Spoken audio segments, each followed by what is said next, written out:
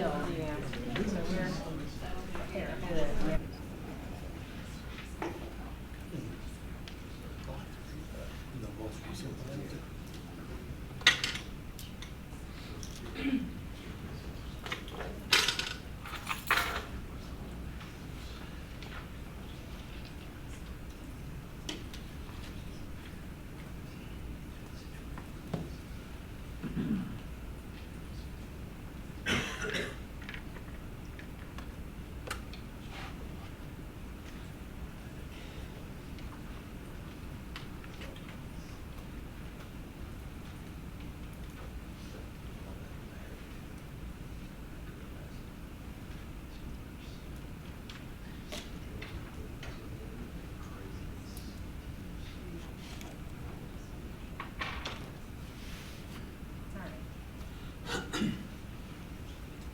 Okay, 6:09.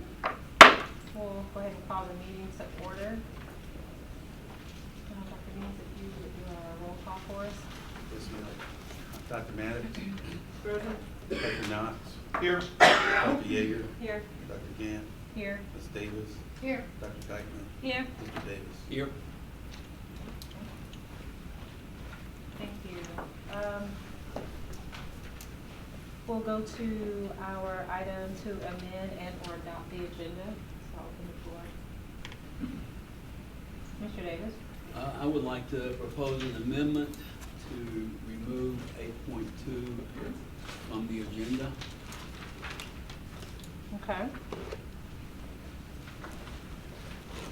I feel like it's part of a larger discussion, and that we will have once we have special counsel in place, and how this board is going to address the advanced ed complaint. Okay.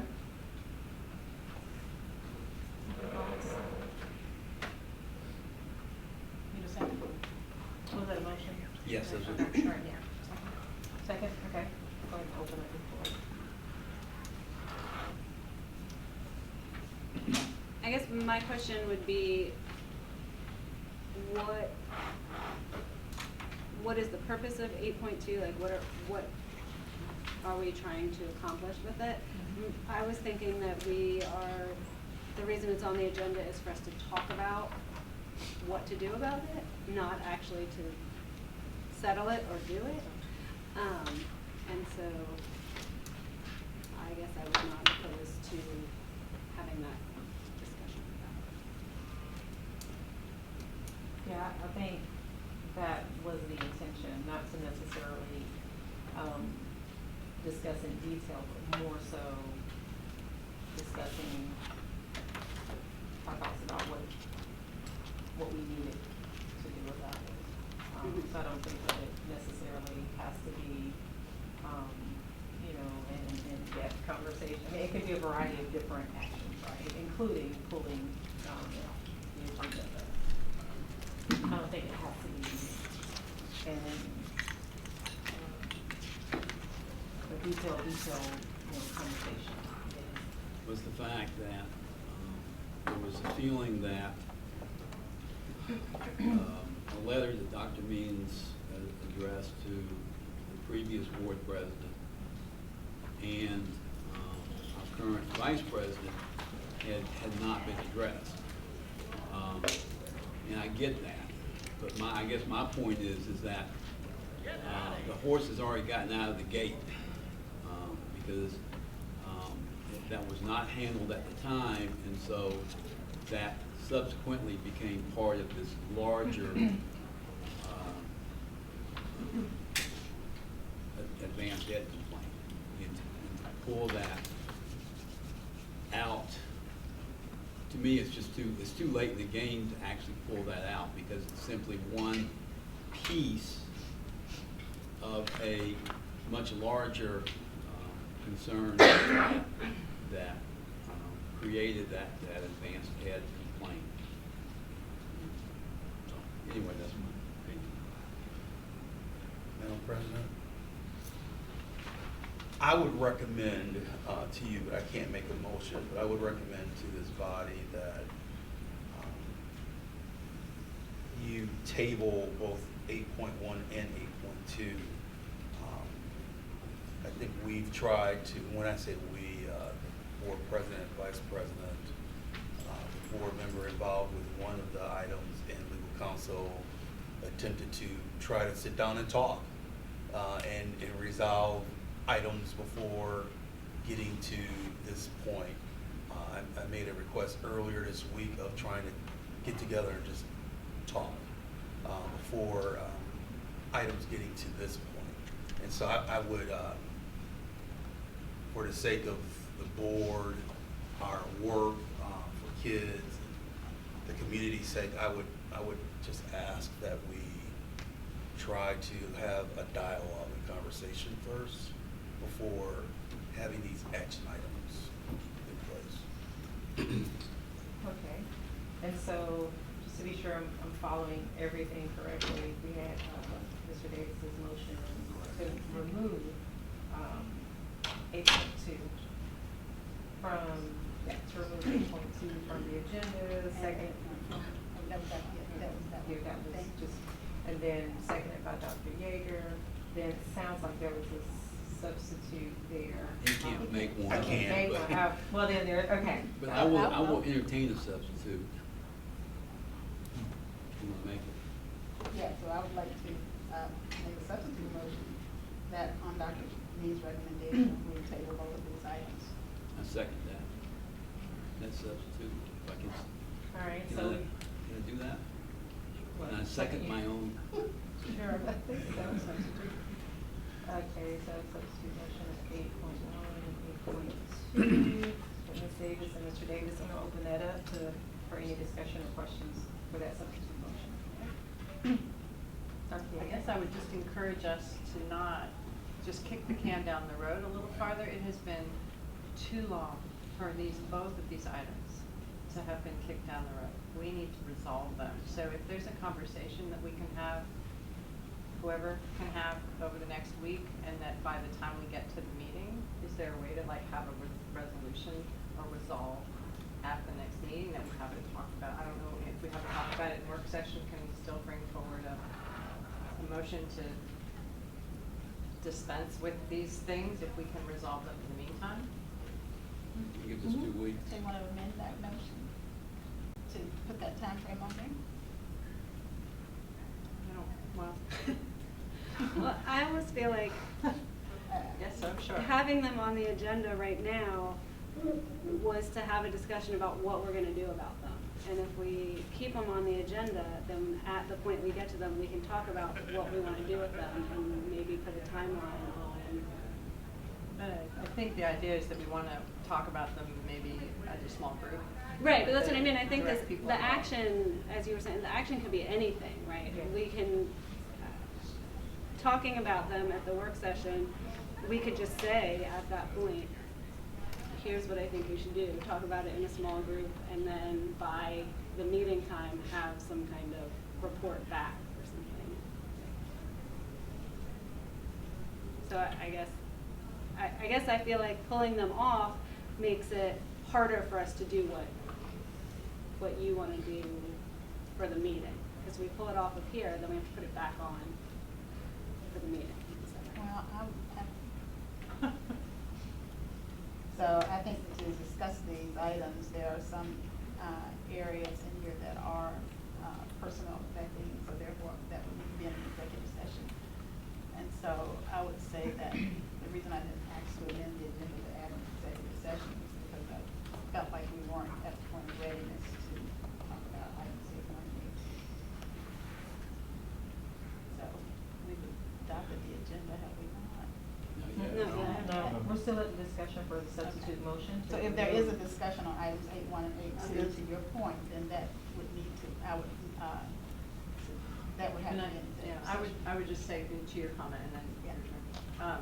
I'm okay trusting the process and letting the small group meetings happen without putting a ticking clock over it. But yeah, if we get too much further along, I'll press it again.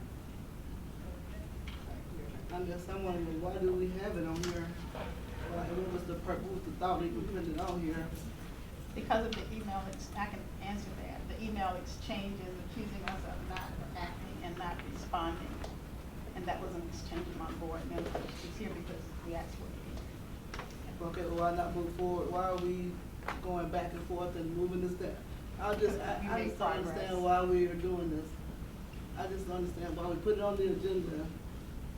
And now we're saying go back and re-talk about it again. I'll go along with the majority, but I just disagree with us putting this on the agenda like this, and then now we wanna take it off the agenda, and now here we go again, starting over. We just need to find we need to put an end to these. Well, and I think so my perspective is with them being on the agenda, again, the actions that we take are just going to depend on whatever the actions are, you know, be it resolve and come back in 2 weeks, whatever it may be. But I think this also sort of gives it's a formal way to say, hey, this is on our radar, versus before, it may have been on everyone's radar in different ways, but certainly as a full board, I don't think we had gotten to the place where we said, this is on our radar, and we all need to agree that there needs to be a next step, whatever that next step is. You know, the next step simply could be talk on Monday, or, you know, I mean, it's just so many different. It seems like that's what we're doing then. It seems like we're, Right, it seems like we're Right. going to discuss it. It's like we were Right. working through it right now instead of at stop the- dismissing it, and then, you know, it's like we're talking through this right now. I guess that's what my frustration is. So we have So a motion. we have a substitute motion. Actually, the substitute motion was to remove 8.1 and 8.2. And that's where we were in the discussion at, so we can go ahead and call the question to, if we're gonna move forward with removing 8.1 and 8.2. If that carries, we remove it. If not, we're back at, the adopt or amend the agenda. So, are there any other questions or concerns? Okay, all of those, in favor of removing 8.1 and 8.2 from the agenda, if you show by raising your hands.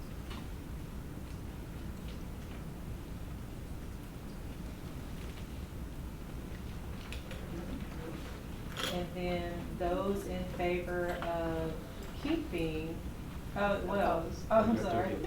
Yeah. Those in favor of, opposed to removing 8.1 and 8.2 from the agenda, if you would show by raising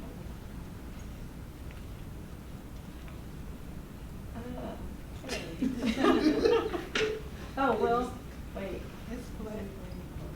No, Yeah, but they have one, abstention. That's do right, I'll we- abstain. any abstain? Okay.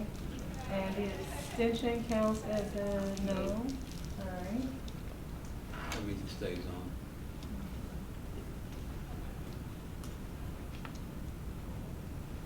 Okay. All right, so we're back at amending or adopting the agenda as is, the regular I motion. move that we have an executive session for the purpose of personnel evaluation and discussion. That we made the agenda to add an executive session. Really testing my Robert Rules of Order. Okay, had an executive session to discuss personnel.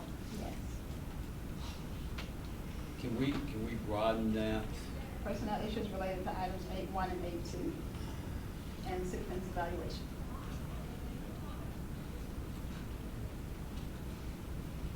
So I want to hold that. Is that what you meant by broadening? No, Like, I guess in include terms the of, we're items? gonna go into executive session.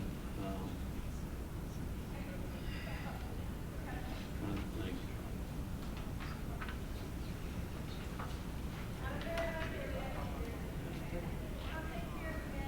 So we're just gonna talk about those two things?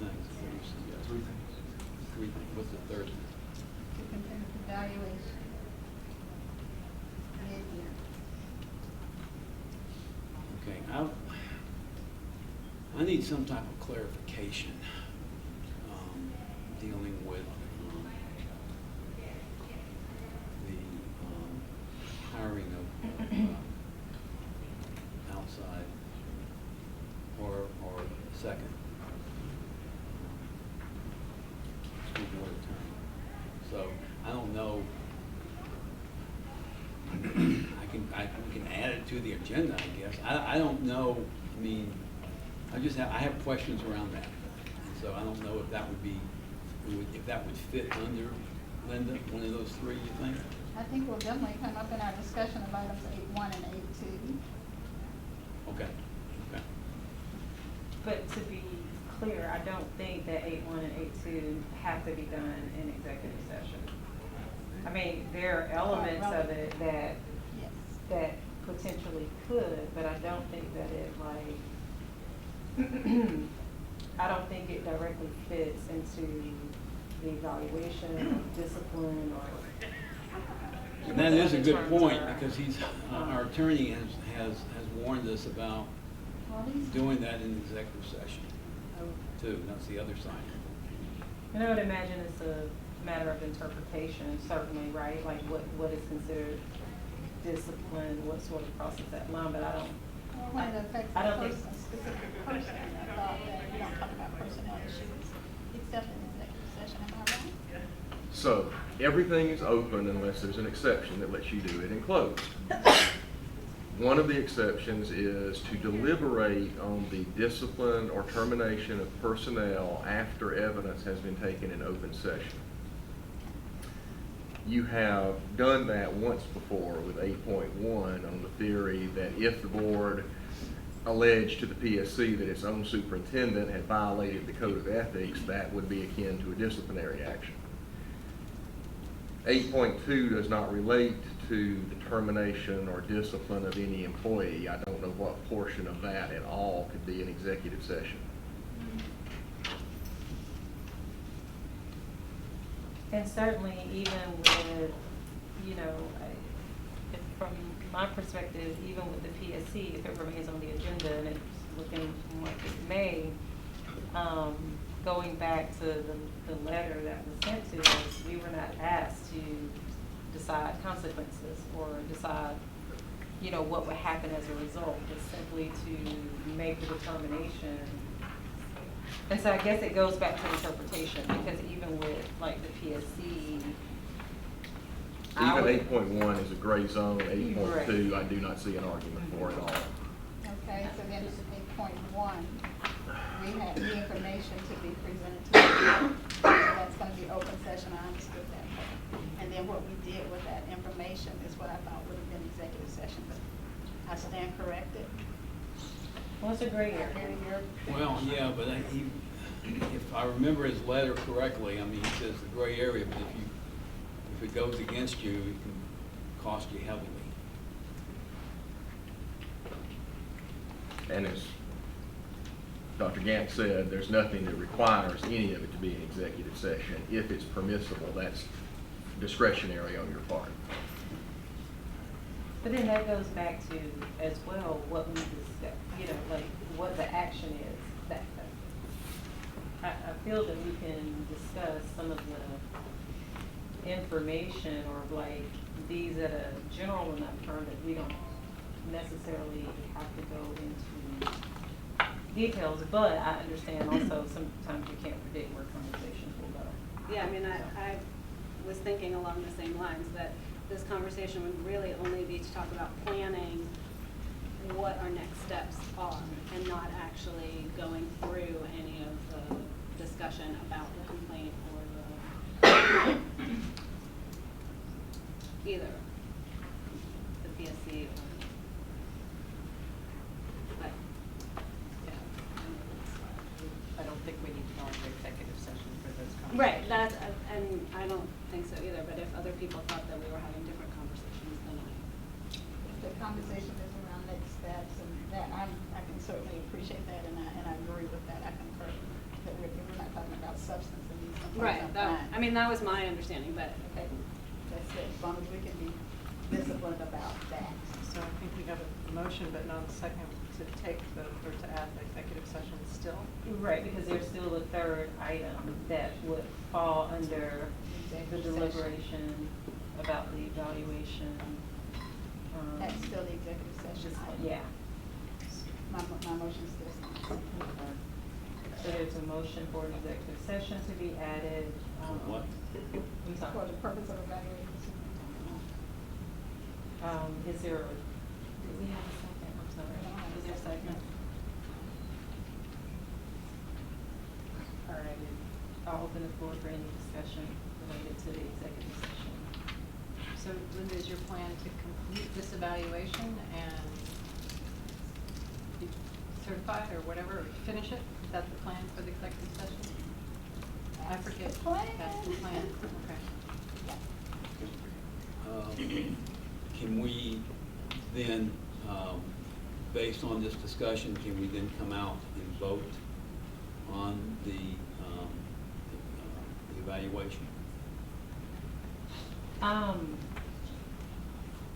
Go back into I public would- session and vote. We're not discussing it, we're simply voting the completion of the evaluation. Because we've had discussions before, and, you know, I thought we had reached one thing, somebody else may have thought we had reached something else, and so we ended up kicking the can down the road. So my only reason for going into executive session for voting on it or for supporting it myself is if we can come out and then vote on it up or down, and based on that discussion, and then that would be it. I would think that, so I hear that. I would think that, yeah, of course, like no voting takes place there, but some consensus would put us in a place where we can simply put it on the business agenda for action to be taken at that point, versus coming out and then making like a special. And maybe we can't legally, I don't know. Oh, sure. You raise a good point. So if you wanted to vote tonight, you need to add two things to the agenda, the executive session, and then that is an action item after the executive session. Or you could just do the executive session and leave the action item for next week. It's up to the board. I mean, I'm just saying that we had a 7-hour meeting that I thought we had reached consensus, and come to find out, you know, if we did, it certainly didn't translate into the following 4 months. Yeah, I think, I'm hopeful that we can leave that conversation and agree to have some type of action that's placed on the agenda where we normally take action. Okay. But I'm not wedded to either way, but I think the cleanest way, I do understand, your concerns about historically, right? You know, we may have had the executive sessions that did not result in, any action or closure. But I think we're at a place where we can, So we would discuss it tonight and then vote on it in 2 weeks. Is that what people are saying? I would like that, because I wasn't on the board during that 7-hour meeting or during that process, so if I needed to vote tonight, I would want to definitely review Sure. the Understood. materials. Understood. any other questions? We have to second that motion. I think, Oh. Dr. Maddox, yeah, second from Dr. Maddox, the motion we discussed.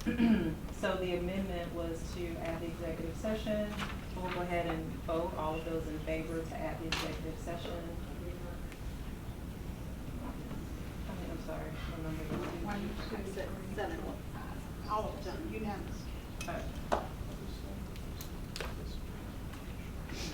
Okay, so the executive session is added, and then I guess we need to take a vote on the agenda as amended. Is that correct, or am I adding stuff for a second? All right. I move that we adopt the agenda as amended. All right. I second. Discussion. Yep. Just a question. Following up on what Mike said, do we need to add something else here to have a vote on the first, since this is our work session is for Right. the agenda for this meeting. Good point. That's what you said, I right? think you're right.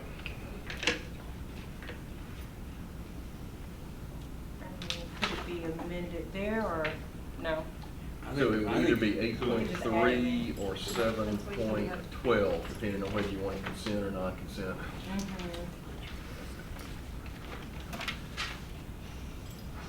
I think maybe makes sense to add it at the beginning of the next meeting rather than during this, oh, I don't know. Depends what we come up with in the executive session. You So it you would really be want to eight- press the case, one way or the other regardless. I think we need to add it at All right, 8.3. fine.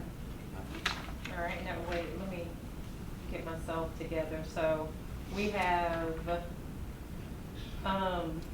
we were voting on the agenda as amended and for discussion, but it sounds like we're making another amendment to the agenda. Is that correct? With adding it to 8.3? So there, that's sort of a separate, that would be a separate motion, right?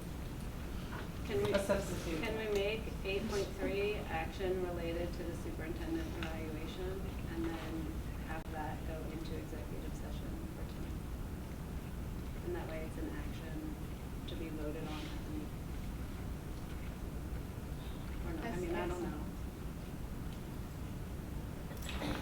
I'm not sure. We could just make it its own thing, it's fine. Because it is somewhat separate than the motion that's on the table. The motion that's on the table is the agenda as amended. And right now, the agenda that's amended includes the executive session, but it does not include that action item of, voting, taking action. So we have to vote it down now and then And do it again. put it in there and vote again. Okay, all right, so all those in favor? Well, you have a pending motion to To add. Yeah. You have a pending adopt the motion to- agenda. As Can you a- do a substitute motion to, yes. Within that? Within, Okay. sure. All right. And here's another thought that Dr. Myers just pointed out to me. Maybe the most appropriate place would be 6.2 under personnel, so that, typically on 6.1, if I, remember what y'all typically do with that, you just say there'll be a list next week, and that's just sort of a placeholder for next week's agenda, and that's probably what you're doing with superintendent evaluation too. You're not going to discuss it tonight. It's We going are to gonna be a placeholder discuss for it next tonight. week. But in the executive. In the Executive executive session, session. not out here, right. Okay. Yes, sir. I've been a superintendent for over 10 years.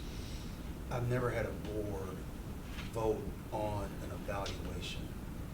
I've had a board use the evaluation to then decide if they're going to extend a contract or not. So I am confused as to what the vote is. What are you Fair voting enough. on? Yeah, fair enough. I wanted to. So it's, So the motion was, I don't know who was brought forward by, but maybe let's that was talk about me. it. I brought that motion forward because the meeting tonight is around the letter that I was tasked as the superintendent, as the chair of the superintendent evaluation committee. In our August meeting, I was tasked with getting an opinion from Mike as to whether or not items 7, 8, and 9 could be used in your evaluation because they, from your perspective, we weren't in agreement that that would be a part of the evaluation. That is why we're here. That's why we're having this meeting tonight, is to hear from Mike. Were we out of, did we include things in your evaluation that should not have been included in the evaluation? And to hear your concerns about why you felt like they should not be included. So then what is the vote? I do not know. Okay. So might the vote have come from the concern that it hadn't been closed previously? Yeah, I think Okay. my concern for the vote is the fact that, I know typically evaluations are done by consensus.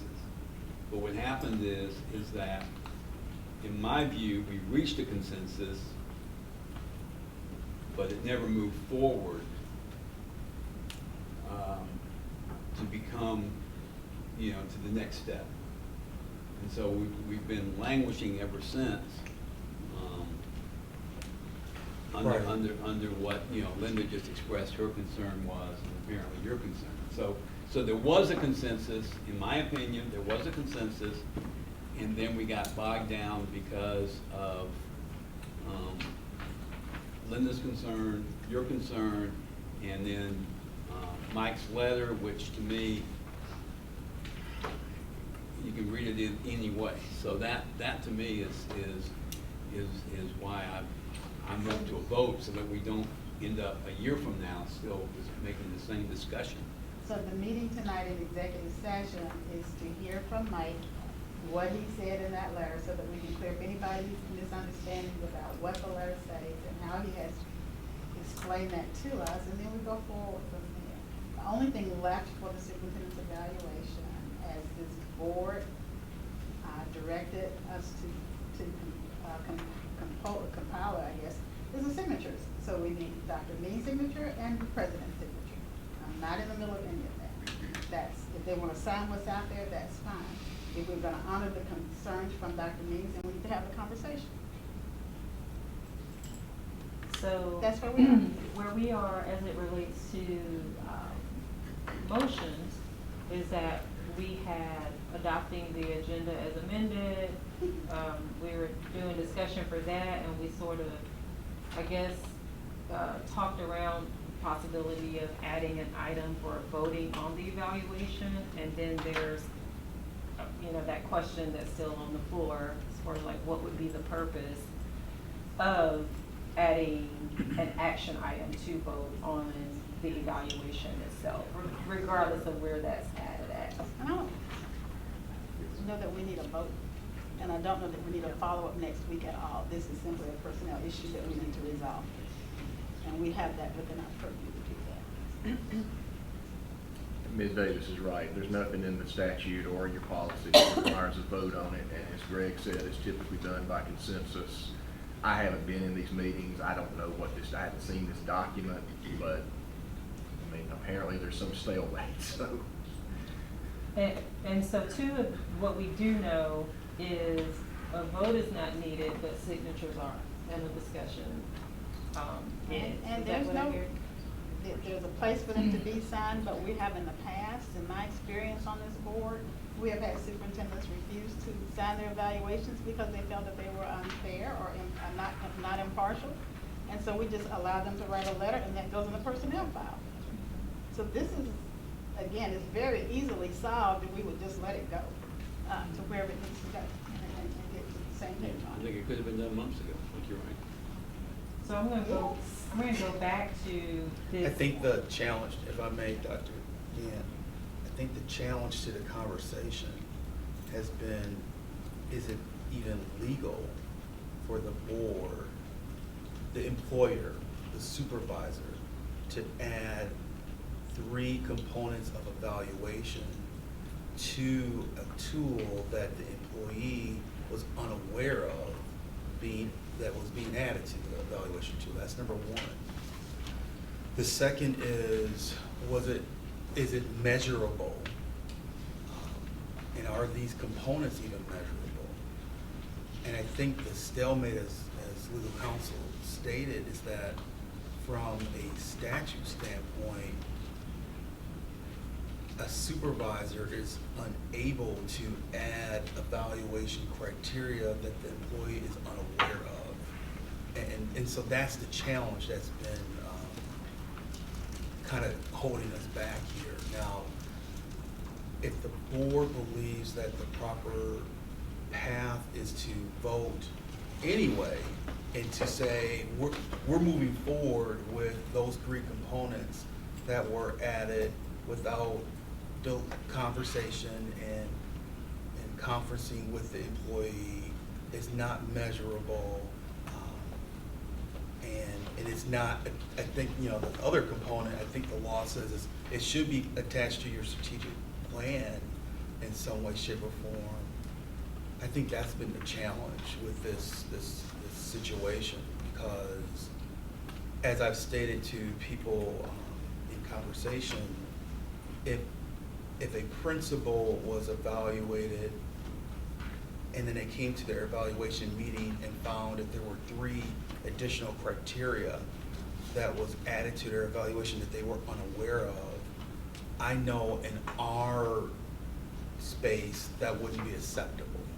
That wouldn't be allowed. And I think that's where legal counsel then wrote an opinion letter to say, here's the challenge. But I think Mr. Davis and others have made the statement that that opinion letter was unclear. And I think that's where. Can I jump in here? That's where things have been challenged. Can I, let's go ahead and clear this up now.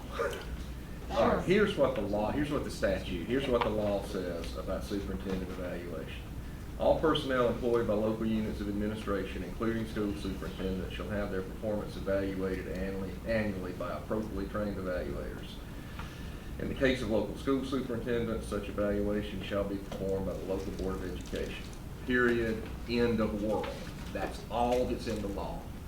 So y'all had this question about these additional criteria. So I searched through the law to try to give you some helpful hints of, well, here are some of the superintendent's duties, and here are some ways you might tie that back to some of his duties that are laid out in statute and policy.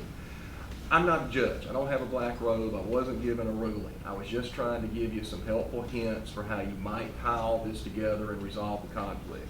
Very clearly, it did not work. That's all it was. Yeah, I would agree, because we have not come to a consensus. I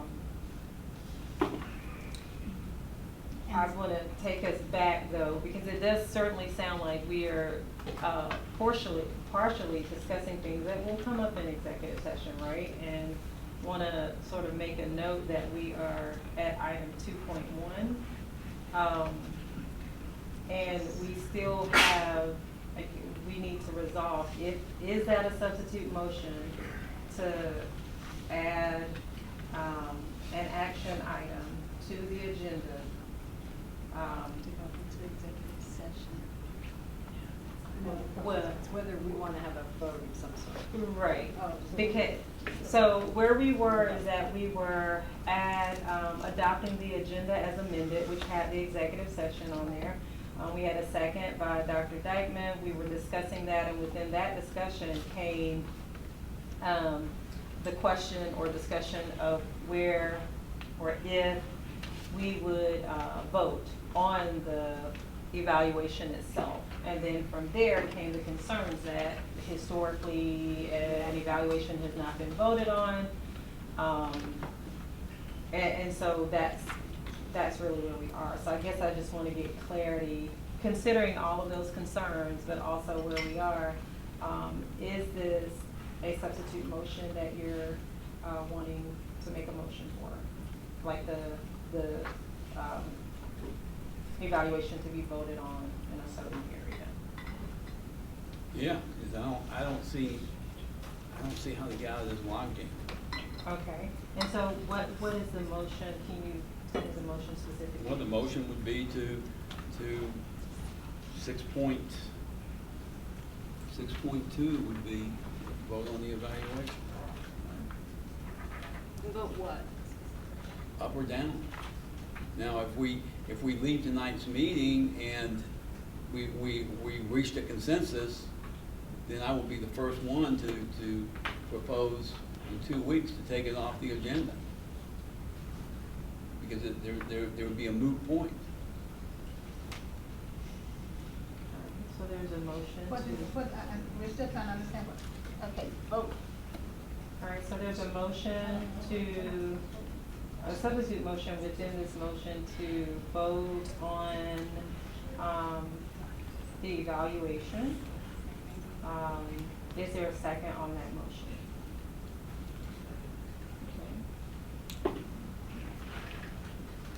Okay.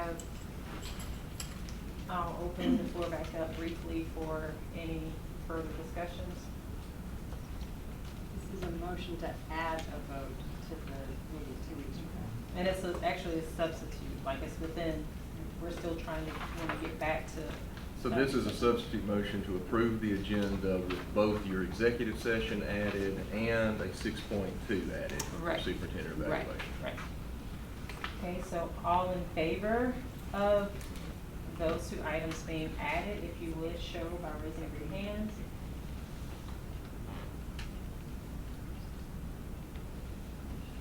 So that was to add.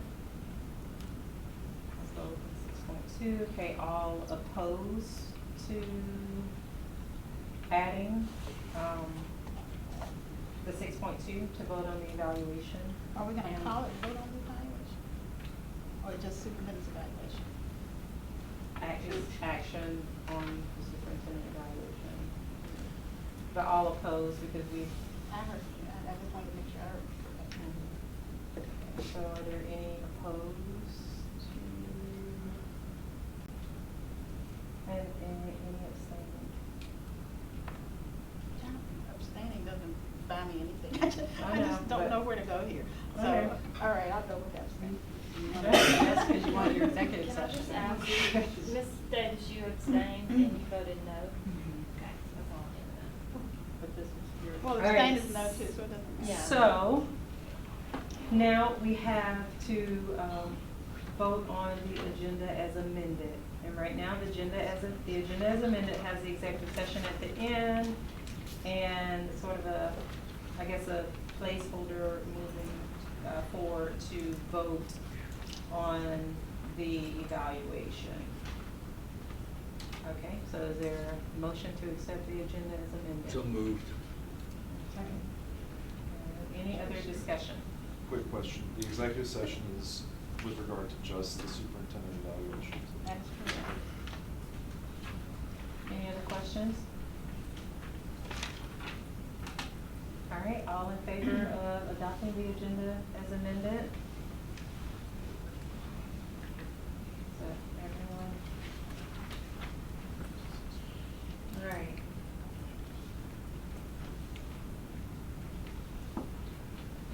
Okay, moving forward. That's inconsistent with my previous vote. Sorry about that. Moving forward to our early head start, our informational items, basically. Are there any, I guess, follow-up discussion points or questions? Congratulations, where's Karen? Congratulations on your award.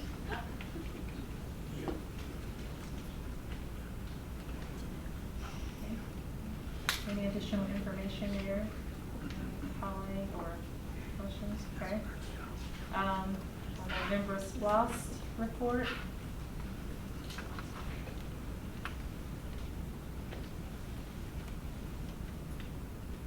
Read every page.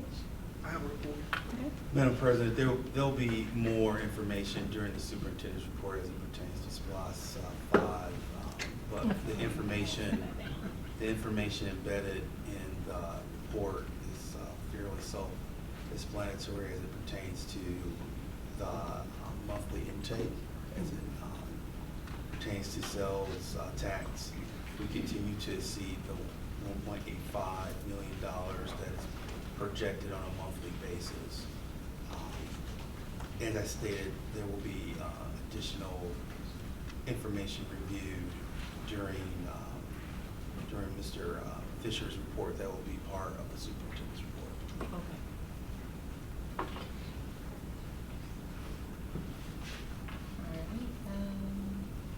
right. Athens Community Career Academy report. You have the governing board minutes from September 16th, and I just want to thank the governing board of the Athens Community Career Academy again for hosting our board-on-board meeting that took place prior to this work session this evening. We received a lot of valuable information from Mr. Harris, our CEO of the Career Academy, and Dr. Tomas Ramirez, who supports the Career Academy, but also, and more importantly, serves as our Director of Career Technical and Agricultural Education.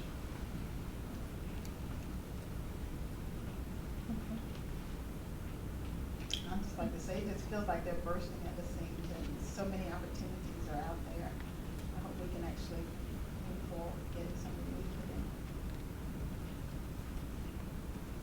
All right, and the parent advisory board report?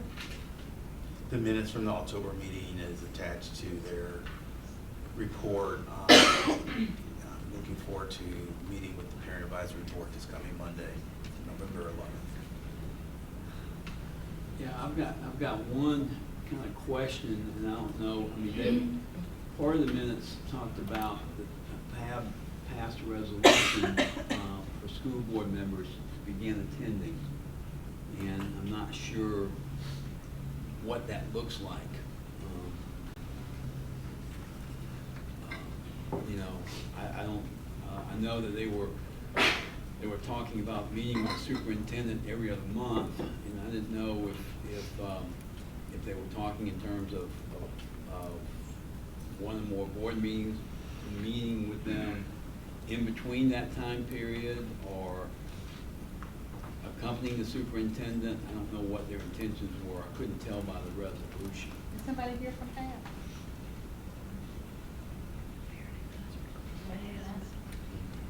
I mean, I just feel like that needs to be acknowledged, because they didn't vote on it, and so we need to be aware of it, and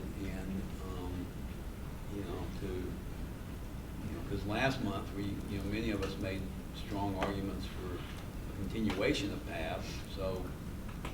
And they- then I believe Dr. Means responded to that. Yeah, he did and respond. Yeah, he responded forward, positively. And so the need for us to fill in is removed, I think, given his response. So we can go if we want to go. I'm sure we're welcome at the time if we want to go. But in the minutes, that was acknowledged. I mean, Dr. Means' letter was acknowledged, and then they took that vote, and so. But at one time, they excluded us, right? One time, we were invited to go with the superintendent, and then we could only come for like the last 30 minutes of their meeting. So, yes, I read those minutes as well, and so it is unclear to me what our role would be, and then are we participants, or are we invited guests, or what does that look like? So I'm with you on that one. That's a conversation to have with Pam. And they actually didn't exclude us. I actually No. talked to Dr. Means after the last time I went, his first year, and said, why was I there? I mean, I didn't know, because, I got there first, and then, people kind of milled around and just kind of talked among themselves until Dr. Means got there, and then there was exchanges back and forth, and then, I mean, they didn't even know I was there. So that's why I came back with Dr. Means and said, why am I there, Good question still. But, that was a new PAB. I mean, this is a new PAB, so I just feel like if we at least need to ask them 2 weeks from now to come or somehow or the other, they need to address what their motion means. So who actually would do that with them? Since they put that in their minutes and they didn't come to us, is that something Dr. Means can talk with them about? Sure. Okay, Fine with me. that's how we'll- Yeah. I just think we need clarification I agree. about what I mean, that. it says on here, we need to re-engage the Board of Education, as they are ex officio PAB members, just as the superintendent is. So it sounds like they will reach out to us at some point to figure out how they would like to So we just see leave it that. to them? I was happy there. Okay. I'm busy. Yeah, I mean, or we could, Okay, and I think this was Dr. Means, you met with the administrative team of PAB. The executive team, yes, ma'am. Yeah, so I think there's, some communication already with them, so we needed clarification. Yeah, you get clarification for us about what that resolution means like. Yes, sir. Okay.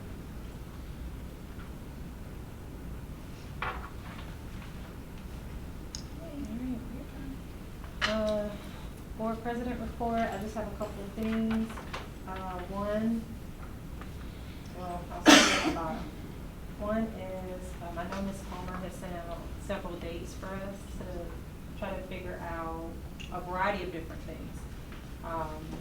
From conference attendance to maybe even some governance training to maybe even, I think budgeting or strategic planning.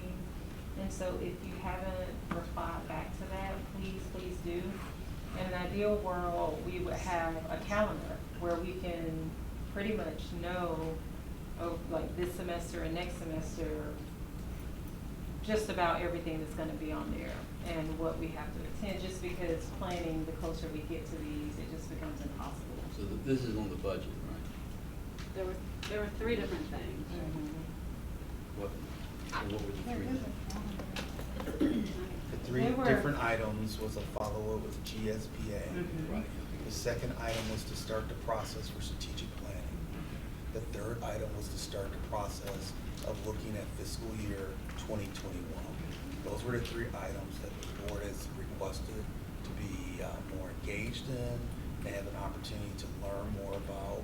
We sent out dates weeks ago, and we haven't heard from every board member to this date. And that way, when it's put together, it's something that most of us, you know, I understand that everything won't work out perfectly, but as many of us as possible can attend.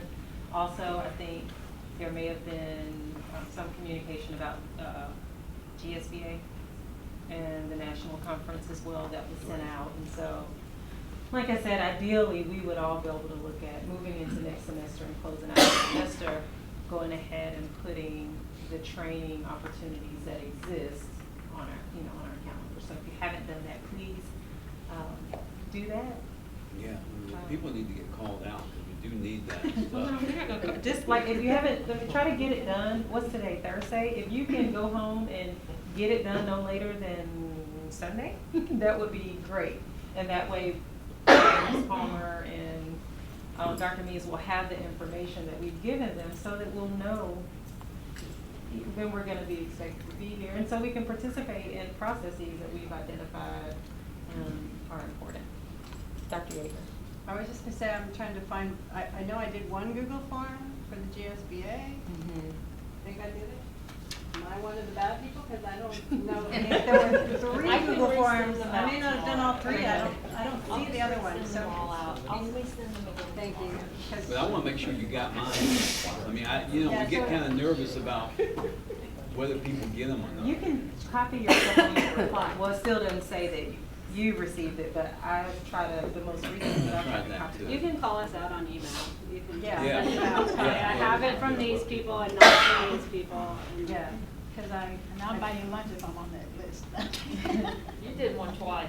so- I know I did. Did you put the same dates? But Well, you know, it gives you the thing at the top to yes, and then at the bottom to yes. Thank So, you. hello. Thank you. I do both. Thank you. Make sure. Thank you. And so those dates, if we could go ahead and do that no later than Sunday, that would be great. Also, I guess related to dates was the question about whether we would participate in the parade. And I don't know if you heard back from everyone. I know you didn't hear back from me. But so if you all haven't, yeah, we have to decide that. I think you sent the dates out and you asked for us to determine if we were participating or no. No, I just said you need to determine if you're going, because the parade is the same night as the work session. Right, That you okay. need to decide if you're gonna have one meeting for December or two. And I think last year we had One. one, right? We don't have to decide it now, but we do need to decide it next. Well, we can. Okay. What's the holdup? Because it's like Alright. the kids, I mean, you don't want to have your kids in a parade and the board not be there to support the kids in the parade. That's why we've not had one in the 7 years I've been here. And so I noticed that Mr. Buck passed, and I'm not sure if his antique cars are gonna be available for us to fit in, but that would be amazing. Yes. See you, Buck. Any thoughts around that? I mean, is that something we can resolve? I mean, I've already signed up. Got my goofy hat already. So you won't be here anyway, right? Yeah. Okay. Are we at the parade? All right, well, parade it is, which means that we will then have the one meeting for December. You just can't have I it on the think, first. if I may, Madam President, and Ms. Davis, you have more history than I do, obviously, but what I've been told is that there was typically one board meeting in December for a number of different reasons. One is the parade, but more importantly, typically, the first week in December was when the GSBA conference took place, and so board members would attend that conference. So the board historically has met once in December for many years, but it wasn't simply for the parade, it was also for the GSBA conference. If I'm wrong, please tell me. You are absolutely correct. It is the GSBA conference, and so I'm going to the pre-conference workshops on the Wednesday, so I'll be here for the parade Thursday. Is anybody else going to the GSBA conference? All right, so it sounds like we're okay with one meeting. Okay. And then the last thing I had, and I don't quite know where this would fit, if it fits here, but I did want to put it on our radars that I know Dr. Means gave us an update as it relates to legal counsel, and I know that there were some questions earlier, so not exactly sure, you know, where we go, but we certainly need to be talking at some point about how we want to move forward. Right now we have, there were some inquiries, more than one, but it ended up being, I think, one full. Yes, Madam President. We put out the RFP for your legal counsel process, and while there were inquiries, there was only one law firm that actually submitted a formal proposal. And I think I sent their information to the entire board. Yes, it's just a matter of now, for the board leadership or a number of board members from a committee standpoint, reaching out to that firm and starting your engagement process. So have they been notified that they awarded the contract? They have not, because at this point, the board needs to engage that firm to start. Yes, you may engage them and decide you don't want to work with them for whatever reason. So I think at this point, you've gone through the RFP process, you have one firm, now it's your responsibility to engage that firm and to figure out what your next steps would be. Now that you exercise your ad hoc committee authority on the committee. Yeah, that's something that we'll need to figure out if, you know, we want to do a committee just for that, to engage with that firm and, you know, bring information back to us so that we can then decide if we want to put the RFP back out or however, Right. you know. But I don't have to decide that tonight, do I? No. Okay, all You right. just simply say that's your decision. You know, that we don't have to come back to this. That's all. Madam President, can I just say one thing? Us being included in such an early stage of the budget, Dr. Means, is unheard of as far as my experience, and I compliment you on that. Because I've always seen us getting the budget as a fully formed being, and so I do appreciate very much the opportunity for this board to be able to engage in the budget process so early. Thank you. Yeah, I'm really looking forward to like hitting those dates. I think the budget, Yeah. I mean, it creates like a really good, clear picture. Right. Of not just training, but how we're trying to work together to move forward in some of the areas that we've identified. So I agree with that. I don't have the historical piece, but yeah. Okay, we are at the superintendent's report. Yes, Madam President, board members, this evening we want to spend some time discussing the state and position of our SPLOST 5 projects. And a number of us have been meeting over the last few weeks to identify where we are and where we want to go, and recommend to the Board of Education as it pertains to SPLOST 5.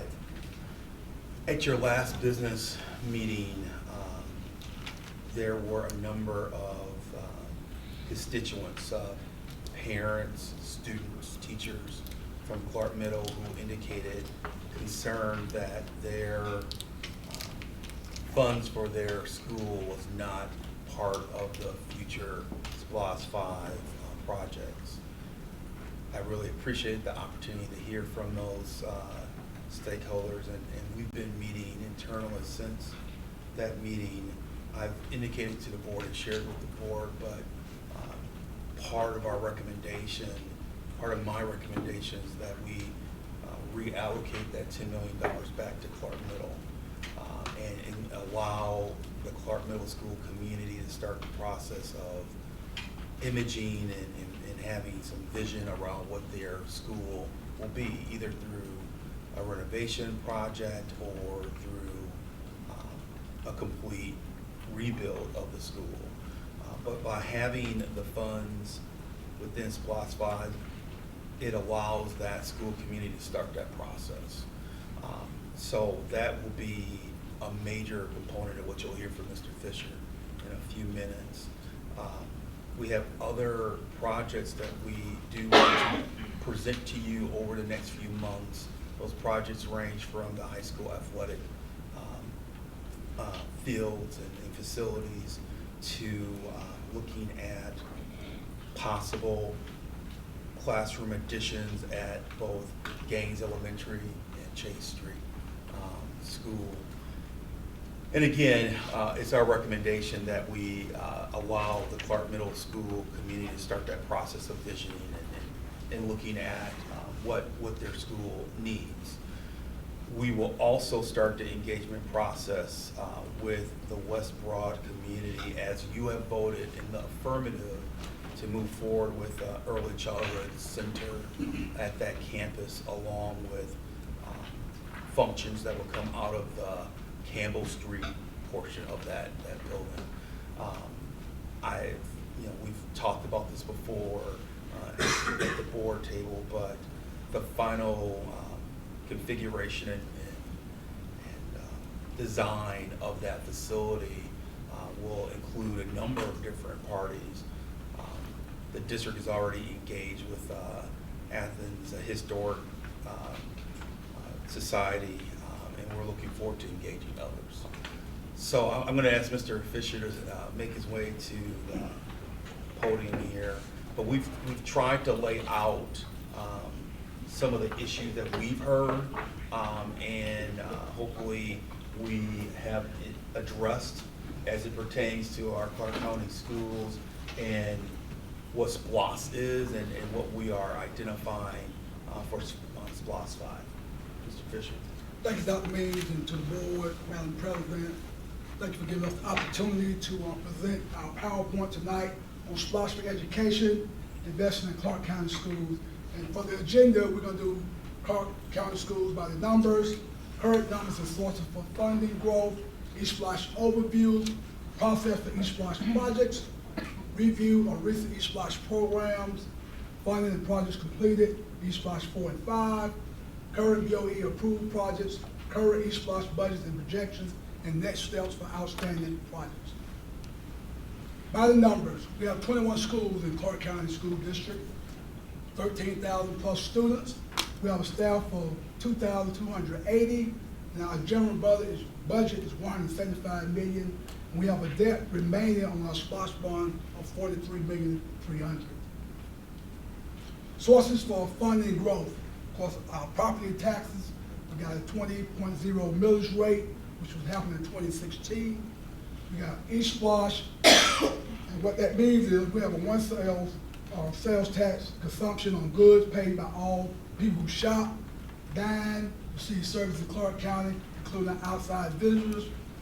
And as you know, last Tuesday, the Athens Clarke County government approved their SPLOST. Because I was asked last night, so what is the school district going to do with the SPLOST money? I had to explain to some people that was not a Clarke County or eSPLOST vote. That was a SPLOST vote for the Athens Clarke County government. And so those, that's a board referendum. It's not related to the school system, and each is separate. What is eSPLOST? It's a 1 cent sales tax on goods paid by those who shop, stay, dine, or receive services, including outside visitors. The school system must ask permission through a referendum from voters to apply on eSPLOST. It expires after 5 years until the established cap is reached. Of course, the voters of Clarke County has referendum 1997, 01, 06, 11, and 16. And as you know, that's every 5 years. By law, each SPLOST fund can only be used for capital projects, for educational purposes, and to make payments on bonds. These SPLOST bonds cannot be used to pay operating expenses such as salaries. The current SPLOST expires in December of 2021. And as you see, these are our SPLOST referendums. Our first one was put on the ballot in 1997. And of course, we collected 90 million. So you can go through, we had SPLOST 1, 2, 3, 4, and 5. And these were the ones that was collected, what we was capped at, and where we are now in SPLOST 5. SPLOST project process. Of course, as you know, back in November 2018, there was a facility assessment report. Of course, we have a community oversight committee where we engage our school SPLOST committee. Of course, we appreciate the board voting on an architect firm, so we'll do engineering, architect assessments. Of course, we'll get approval from the board. So we're going to talk about our tiers, what we did in SPLOST 5 and what was proposed plan.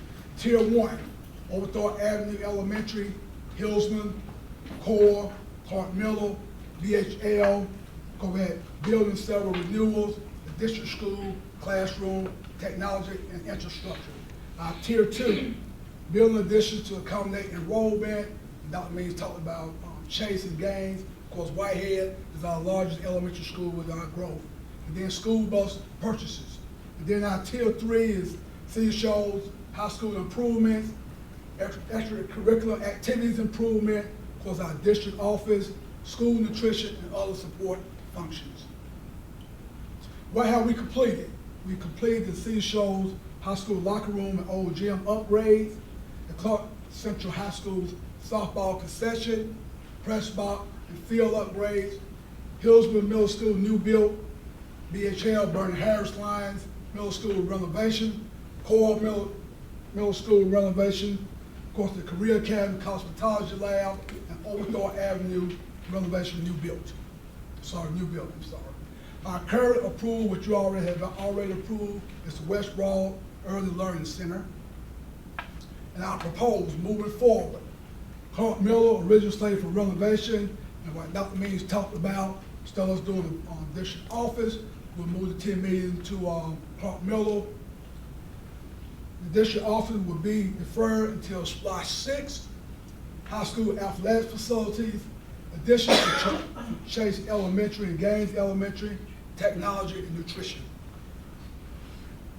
And right now, what I'd like to do from a current budget and projection standpoint, we're going to show a video. Mr. Faison, if you can cue that video, please.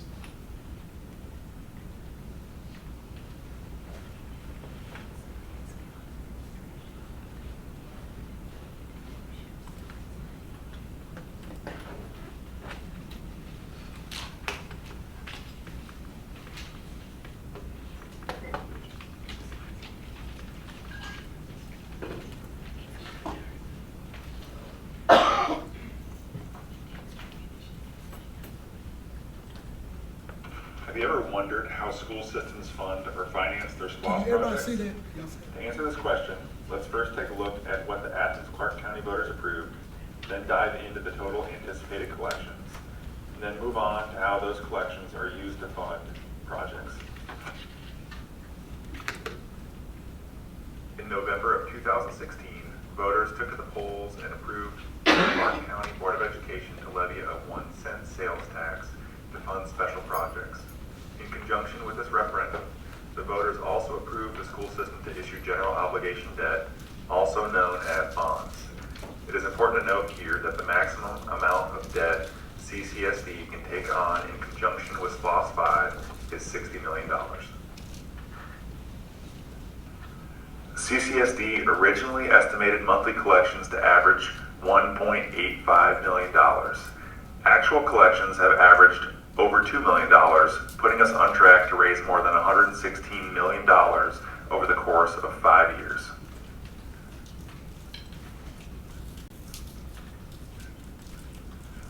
To understand why CCSD organizes and structures the timing of projects the way that they do, you will have to take a moment and analyze the cash flow. The primary components making up the income stream of the cash flow are, first, bond proceeds. $60 million was raised shortly after voter authorization to fund significant Tier 1 construction projects. Once these funds are exhausted, CCSD will rely on the remaining 3 revenue sources to fund ongoing projects. These other sources are the monthly SPLOST 5 collections, interest earned, and also capital outlay funds from GDOE. Once again, it is important to note that the maximum amount of debt CCSD can take on in conjunction with SPLOST 5 is $60 million. This debt was sold and the funding was obtained shortly after the referendum was approved. As of September 30th, $86,000 of bond proceeds remain. That means ongoing and any future projects will be funded via ongoing SPLOST 5 collections. CCSD prioritizes and funds Tier 1 projects first with bond proceeds. Now that the bond proceeds are for the most part expended, we turn to SPLOST 5 monthly collections. Funding projects using this revenue stream is a juggling act. CCSD must first prioritize and set aside sufficient funding to meet our debt service requirements. Remaining revenue may be drawn down to our project account to fund projects. It is important to note here that before a project commences, CCSD must have the full amount budgeted for the project drawn down to the project account. Here is a depiction of our SPLOST 5 cash flow. The red line represents the bond sale or advanced funding. We raise significant proceeds upfront to fund substantial projects. These funds are now depleted, and we are relying on the monthly receipts depicted here by the yellow line. At all times, we have to reserve enough funds to meet our debt service needs, which are depicted in green. The yellow line minus the green line gives us our projected funds available for future projects. This is the blue line.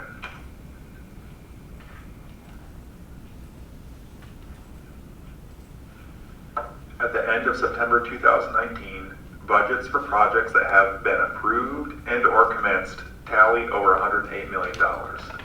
These projects are in various stages, which we will review momentarily. The remaining projects that have not commenced exceed $20 million. Here are the commenced projects. The totals in red are expenditures that have already taken place. These expenditures were funded with bond proceeds. The remaining amounts in yellow and green are expenditures that CCSD expects to incur within each project. The total of yellow and green are roughly $32 million and will be funded with SPLOST 5 monthly proceeds. Keep in mind that we have roughly $26 million currently available for projects in our debt service account. From a cash flow perspective, we do not have sufficient funds available today to fully fund all commenced projects. This is where our cash flow and project timing comes into play. These projects should be timed accordingly so that we have sufficient funds available when the expenditures become due. The following are projects not yet commenced. In recent days, CCSD administration has transferred $10 million that was allocated for the board headquarters back to Clarke Middle, where it was originally slated for the renovations. The total remaining funds for projects not yet commenced is roughly $20 million. These projects will have to be timed accordingly so that we have sufficient cash flow to pay the invoices as they come due.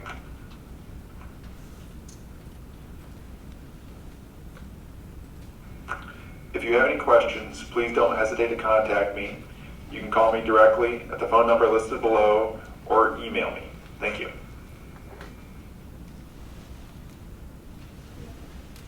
So again, for SPLOST 5, what we are proposing is Clarke Middle, original slated for renovation, original budget for $10 million. Again, the district office, which we're going to defer to SPLOST 6, high school athletic facilities, additions to Chase Elementary In Gaines Elementary, Apostle Whitehead Elementary moved office staff to Gaines School Elementary.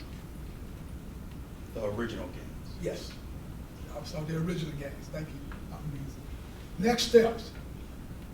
Remaining is Splash 5, what we plan to do as a team, work with our stakeholders, determine what projects we have next. Again, the facility assessment report, the community oversight committee, our school Splash committee, our engineer architect assessment, of course, board approval. That ends my presentation, and I'm glad to take on any questions that may be, that the board may have. Yes, ma'am. So the $10 million that has been reallocated to Clarke Middle so that they can start the planning process, right? So what happens then after they go through that planning process? Is Well, I there, think, there's not enough money to actually start it, Yeah, is that true? correct, that's correct. And I think that community needs to make that decision, what they want to do with that 10 million.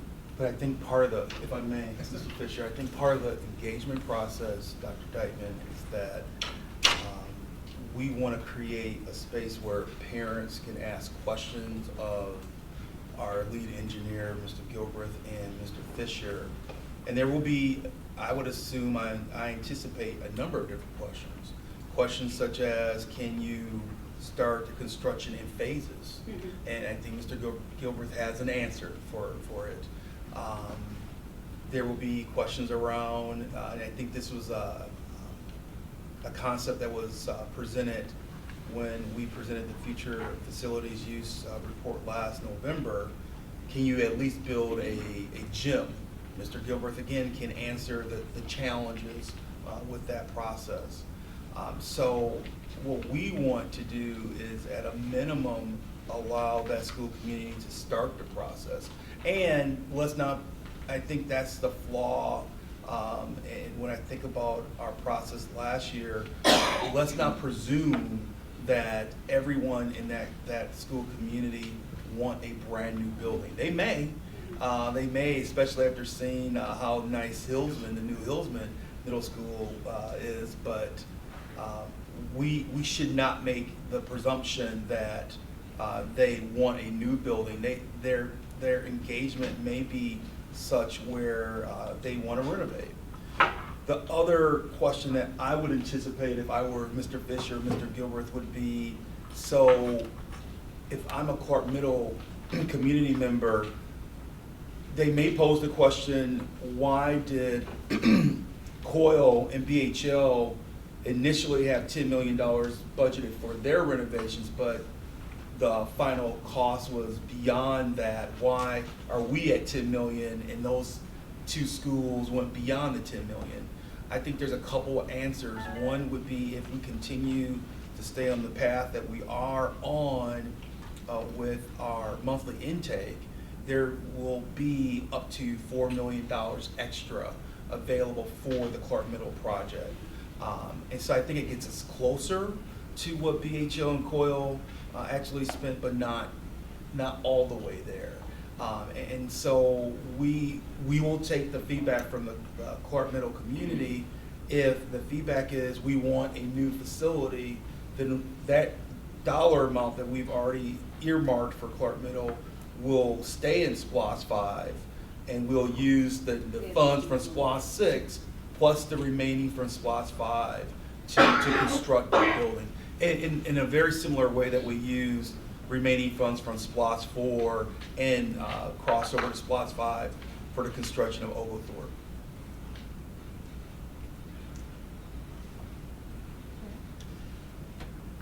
I think, to me, it's a real solid plan. I guess my question is that we've talked about, in the discussion of the expansion of Gaines and Chase and perhaps in SPLOST 6, 3 other elementary schools, is it, and I know that SPLOST 4 put us on the hook, so to speak, for School C and another one on the east side. But at the same time, we've had discussions with the attorney saying that perhaps if we address it in terms of our school expansion, addresses the needs that SPLOST 4 was trying to address, that we may be able to get it out from under that requirement. I guess my question is that if we need a vote, is that something that has any, I know the idea of going to the state legislature and trying to get permission to alter the way that SPLOST 4 was worded. Is it possible? Has any school district ever taken that particular decision back to the voters, explaining to the voters that and I'm talking as early as May, and I don't know if it's legal or not, but if you could take it back to the voters and say, we are addressing Clarke County School District growth differently than was originally planned, 10 years ago. So if I may, Mr. Davis, I'm going to ask Mr. Pruitt to maybe answer the question a different way, or answer a different question. So under current state law, if a school district goes to the voters through an eSPLOST referendum and identify certain projects and on their ballot, and well, let me stop there. If you identify certain projects on that ballot, are you obligated to finish those projects? You are, and if you don't finish them with your SPLOST funds, you gotta finish them out of general funds. And so if a district wanted to be relieved from that obligation, what is the process that school district must take on? Right now, there's not one. There's a process for counties and cities who are subject to these same procedures to do it on their SPLOST if they get in that jam. School districts were left out of that at the request of GSBA, as I understand it, for reasons I don't understand. And so you'd have to get the legislature to give that same authority to school districts that cities and counties have now. And then if you got that, then any school district that finds itself in this jam could take it back to the voters and have a referendum and say, let us not do that project. So to answer your question, Mr. Davis, thank you, Mr. Pruitt. So technically, when we went to the voters in SPLOST, I think that was SPLOST 4, and identified school C, or it may have been SPLOST 3, either 3 or 4. When we identified both school C and the Maxine P. Esom zone/school area, we are obligated as a school district right now to construct those facilities at some point. We obviously did not address that in SPLOST 5. And we, as you heard from legal counsel, either we have to construct them or go to the legislature and ask for some type of relief, which would be a pretty intensive process. Okay, and Dr. Means, if I can, Madam President. I mean, if we're expanding 5 middle schools, we have really kicked the can. We would have kicked the can way down the road.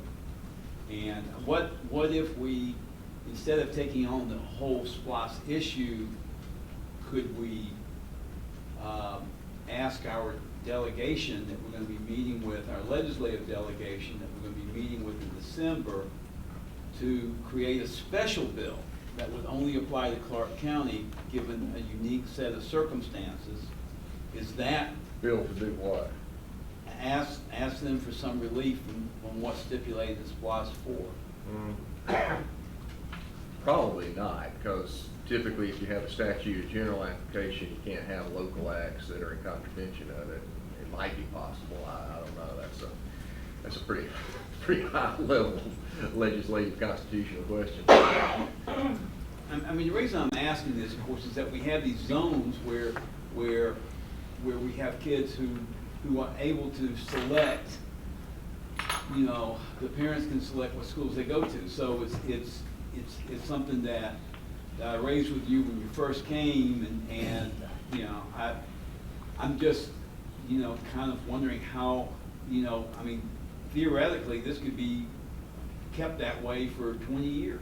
So, Mr. Davis, if you remember, in our report from November of last year, part of the plan that we've presented was, I wouldn't call it kicking the can down the road, but what we tried to do is minimize the need for us to have conversations around redrawing boundary lines for schools, because we understand that's a very difficult thing to do in a school community. And so that's why this plan was constructed, to avoid that really difficult community conversation. The concept of the 5 additions also corresponds with some of the vision of SPLOST 5. If you go to the original presentation in 2016, there was identification of some type of expansion of schools for growth. We didn't identify the schools at the time, but we did identify that type of project. So it was always projected. So what I would say in conclusion to your question is that we believe that this is a pathway to minimize community turmoil of having to go through the process of discussing redrawing boundary lines. We have contingency plans in place to address ongoing growth with the plan that we have in place right now.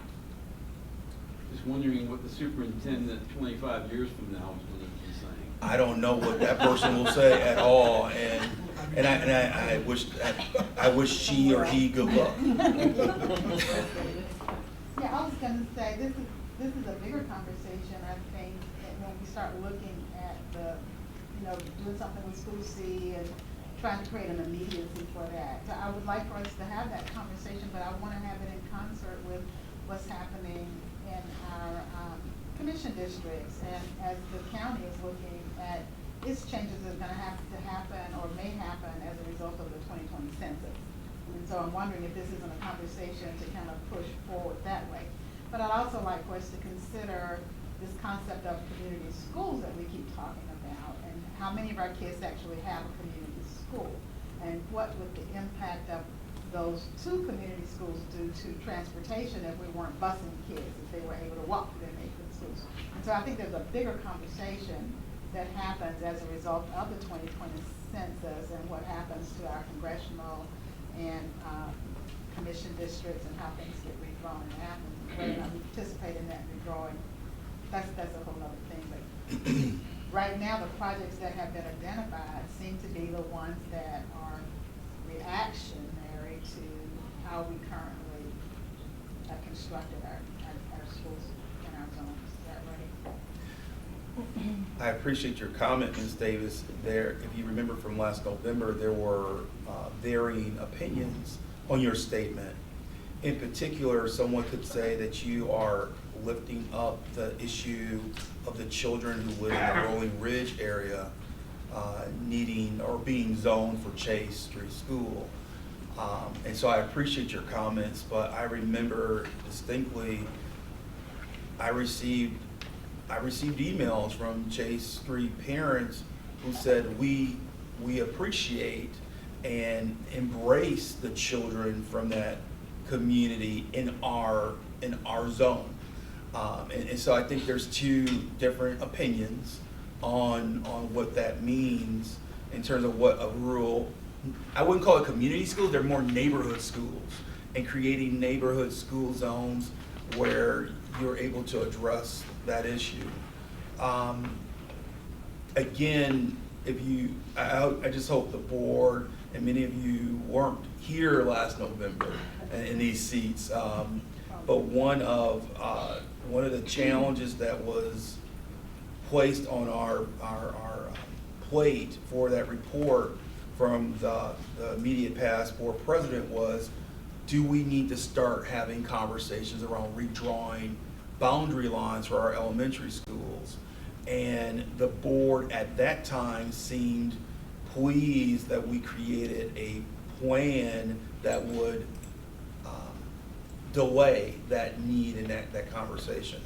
So that goes back to what Mr. Davis said earlier. Yes, what the community or what whoever's in my seat 25 years, and it may not be 25, 15 years from now, they may be the ones who are sitting with the challenge of having to redraw boundary lines. And again, I understand that challenge. I think it's not prudent for us to have those types of conversations in the context that we're in right now of just trying to transform what we do with instruction on an everyday basis in our 21 schools in our career academy. I respectfully think that it is probably part of the elephant in the room. But we're fine. We'll get there if we have to. But again, building on what you're saying, Linda, I mean, if with the games expansion, I mean, we've already committed to maintaining that, what I call a kind of a sledgehammer shaped district where the end of the handle is the school, and the student body is coming from the head of the hammer, because it crosses into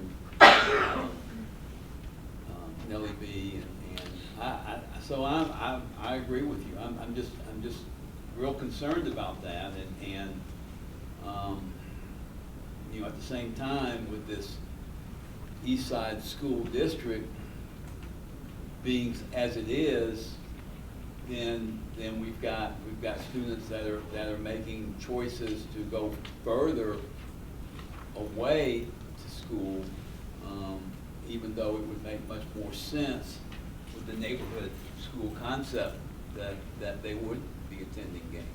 It may someday be that neighborhood schools are going to be our solution to some of our equity issues. I don't know that, but again, I just don't want us to lose sight of the fact that the longer we delay looking at the whole picture, the more piecemeal our solutions will be. So I'm good.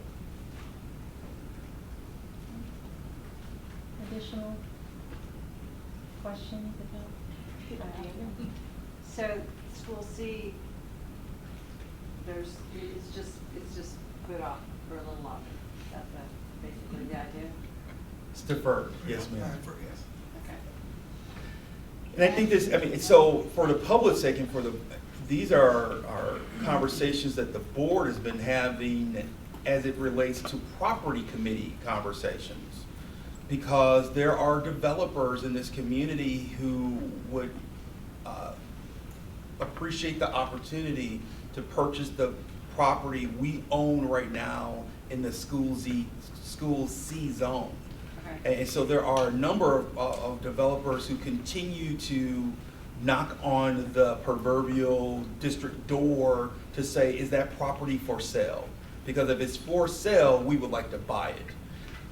The district has been very cautious about that conversation because we can't sell that property if we're obligated to build School C at some point. So that's where school C would go. is on Yes, that ma'am. property. Yes. Yes, ma'am. And we're not building it because we don't need it?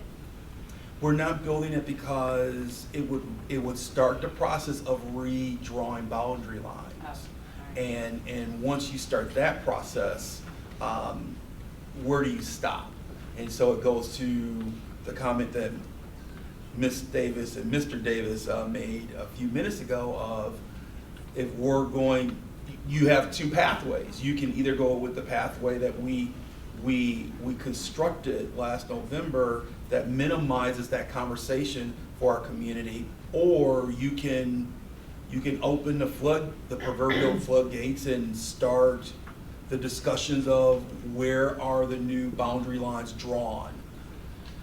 And so we chose to take a pathway of trying to minimize that type of upheaval in the community by developing additions at those selected schools. We believe that we can defer things. And that's why we also indicated that we have a plan if we need to move our current district staff out of the Whitehead Annex space, we can place them at the old Gaines or original Gaines site, then that becomes an overflow facility for Whitehead, which, while it is our largest elementary school, we have a plan to address that issue as well. Again, we were trying to minimize a really difficult conversation for any school community in this country when you start discussing redrawing boundary lines. That was our goal. And at the time last year, people were appreciative, other than Ms. Davis, and Ms. Davis pointed out that statement that she just shared this evening, but most of the board was appreciative of finding a pathway where we were not creating more angst for our parents. Some parents. Let me just say, I was also concerned, and I just want to make it clear to new board members that there is a Zone C district. So, and then those kids, those parents can make selections because of that. Not Zone C, it's the Maxine. No, it's for school C also. It's for school They C can too. choose C is choosing Oglethorpe too? or Yes. Whitehead. So, Okay. so in other words, our attempt to build a community system of you know, Neighborhood school of model. neighborhood school model, I mean, by going ahead and I know we're not voting yet, but to expand Gaines and expand Chase, we're not just deferring, we're actually making a decision, in my opinion. So it would be ultimately a board decision if you are choosing to engage in those conversations. And I would want the community to know that that's your decision. Right. That you have engaged and started the discussion of redrawing boundary lines. I want to be very clear in that space. I think the second thing, as you heard, Byron's at the business managers conference for the state, so that's why we had him recorded. But we also wanted him recorded because we want to give community members the ability to go online and listen to that presentation. I thought he worked with our SPLOST department. It was a very succinct explanation of the money process. We will not have the funds to build School C or Maxine P until SPLOST 6 anyway. Right. And so even if that's your decision as a board, we can't engage in those projects until and if SPLOST 6 is approved. And I will say that, again, what I want to weigh is the cost of the transportation. If we're busing kids out of their neighborhood school zone, then what does that do for our bottom line if we have a school in their neighborhood? And I don't know if it's enough, if it's significant or not, but I want us to look at all of those aspects when we start making decisions about, continuing to add capacity. So I made a statement last November, I'll make it again. The first priority in SPLOST 6, as far as I'm concerned, will be Clarke Middle School, if that school community decides that they want a new facility. They have to be the first priority. And so even if this board decides that you want to delay and you have the ability to delay our recommendation of building on additions at Gaines and Chase Street, if you choose to go down that road, then just keep in mind that we wouldn't have the ability to start discussing the construction of a School C or Maxine P. Esom until at least 2023, 2024, in terms of a time frame. We would go to the voters for our eSPLOST 6 vote in November of 2021. The bonds would be sold and provided to us in the spring of 2022, so construction wouldn't be available to us within SPLOST 6 until the summer of 2022. So that would be some, again, I'm I'm just trying to keep things kind of succinct in my mind, and so thank you for that statement and that clarification. That would be something that I would want to look at, especially because not from my role here, but from my role in the community, looking at, again, the redrawing the legislative districts and the boundaries there too. So I'm curious as to what growth we're seeing and where do we see that 5-10 year growth in these school-aged children in Clarke County? I mean, is that in line with us making these additions at Whitehead and other places? Or now there's some other things that are pushing that growth in other areas? I know we had high hopes for things out at Cleveland. It was supposed to explode with kids, and that didn't happen. But it may, because I've heard of some other projects that are kind of on the horizon. I think that's the benefit of, if I may, you pointed something out that's really timely. That's the benefit of the conversation that the Board of Education had with the commissioners a few months ago. We have seen an uptick again in that Cleveland Road attendance zone area of home starts and construction of home starts. So that's starting to grow again. And that's why I think we even committed to continuing the conversation, in part because of the tracking that the ACC government have been doing in certain portions of the community. I'm on a belabor it yet, so I'm looking forward to this probably maybe we can talk about it some more. Thank you. So that's our plan, and we wanted to get out in front of you to let you know a couple of things. We wanted to let you know that we heard the stakeholders at the last business meeting, and so we've made that adjustment. The second is we are very clear and focused on what the remaining projects should be within SPLOST 5. And I think Byron's presentation is very succinct in sharing with the community and the board that we're at a point now where we can own the cash flow component of SPLOST 5 only allows us to spend funds that we take in through sales tax. And so we can only do the project available to us that corresponds with the amount of funds that we have available. What we got in the bank. Yes.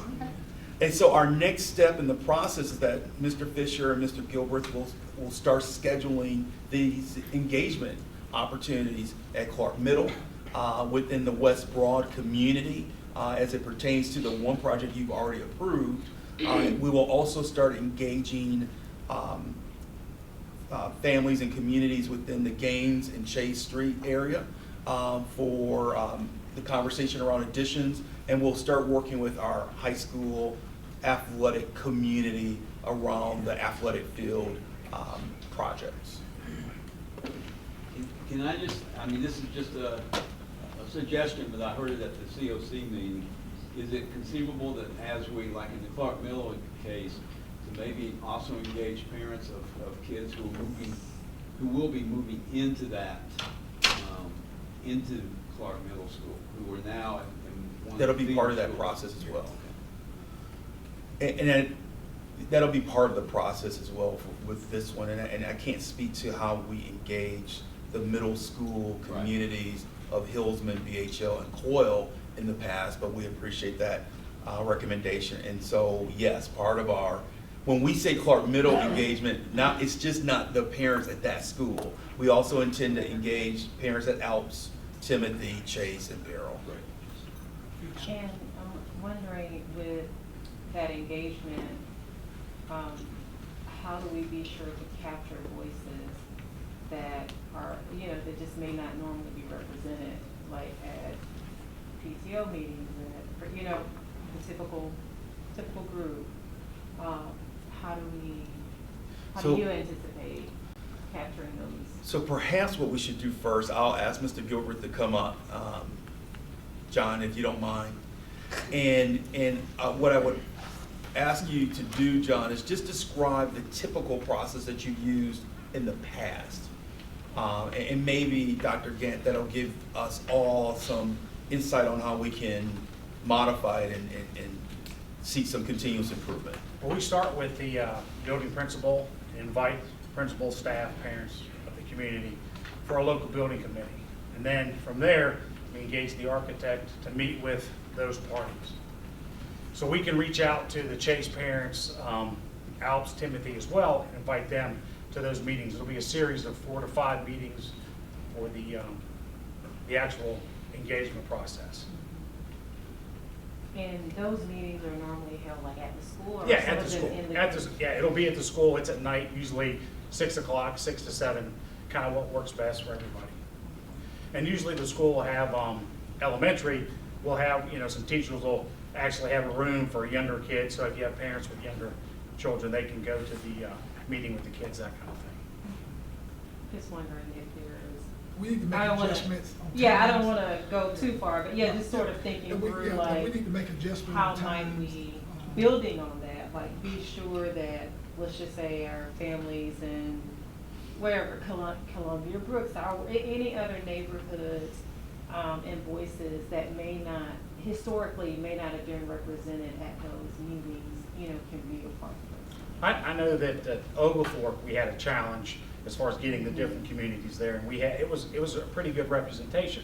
Now, Hillsman, we probably had mostly teachers and administrative folks, and there was minimal parent involvement or attendance. So it just, it's kind of up to the admin folks to kind of get everybody drawn in.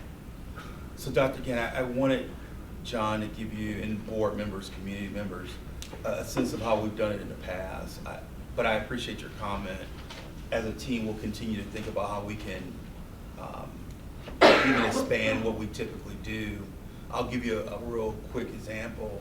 I had a chance to talk to one of the elementary school principals that feeds into Clarke Middle, and that principal was not really aware of all the different challenges and shifts that we just discussed in SPLOST 5. And so I think this is what your suggestion is, and we got it from the COC, the Community Oversight Committee. The more those feeder the feeder school principals are knowledgeable, the more they can communicate to parents, and so then the confusion is held at a minimum if they're informed and educated. So part of the work that Mr. Fisher and I want to do is at some point just pull together those feeder school principals, and Mr. Gaskins, who's our chief academic officer, and Mr. Fisher will be working with Mr. Penley in the next few days. Mr. Fisher and the high school athletic directors and high school principals are starting to start having conversations. So this is starting, we wanted to come back to you to say that John and his team has been very busy with the completion of Hillsman and many projects on the summer side of SPLOST 5. We realized that it's time to ramp up again with construction projects, and thankfully you approved the architectural firm confirmation, and so we also have a team now of architects that we can work with to start this engagement process as well. Speaking to your point and what you were saying, Dr. Deans, does community school still have ambassadors out in the communities? I know they've got folks in a couple of our elementary schools. So I just wonder if that would be a resource involving these parents that may be a little bit more difficult to I appreciate Dr. Gann. I appreciate Dr. Gann's statement. I think I wanted you to hear that John and his team have done a nice job in the past in engagement, but will continue to cast a wider net moving forward. Thank you. Okay. Thank you. Thank you. Helpful.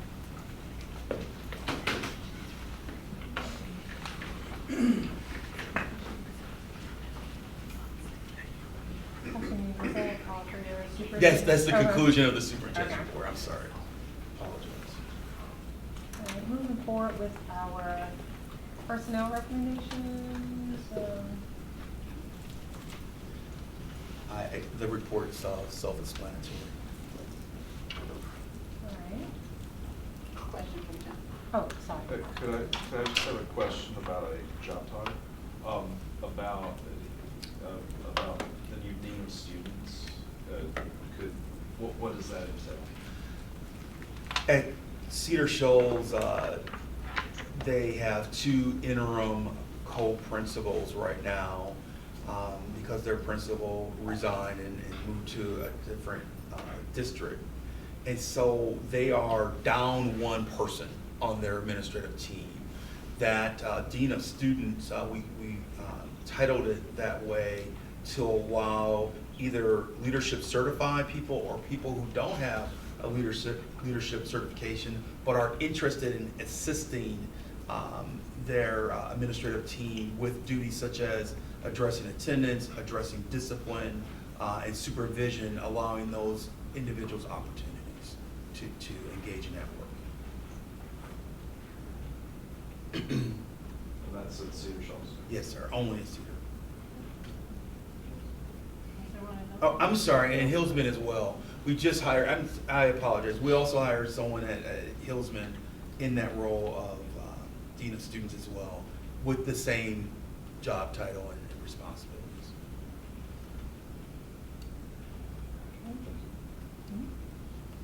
All right, moving forward to our consent agenda, of course, we still have the 6.2 that will be carried forward to next week. Yes, that's it.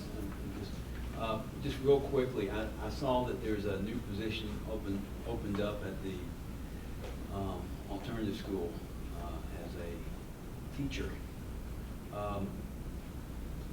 Where is that school? That school's over there on. It's on Baxter Street, Baxter yes. Street. Is that because enrollment, hopefully is not, is enrollment increasing or? I'll defer to Dr. Myers on it. That was a position that was already budgeted. We started the school year with 8 students in alternative school, and we hired from the pool of candidates that we had, the teachers that Right. we needed, and we simply need to fill the positions that were already there as enrollment has grown, which is Okay. expected.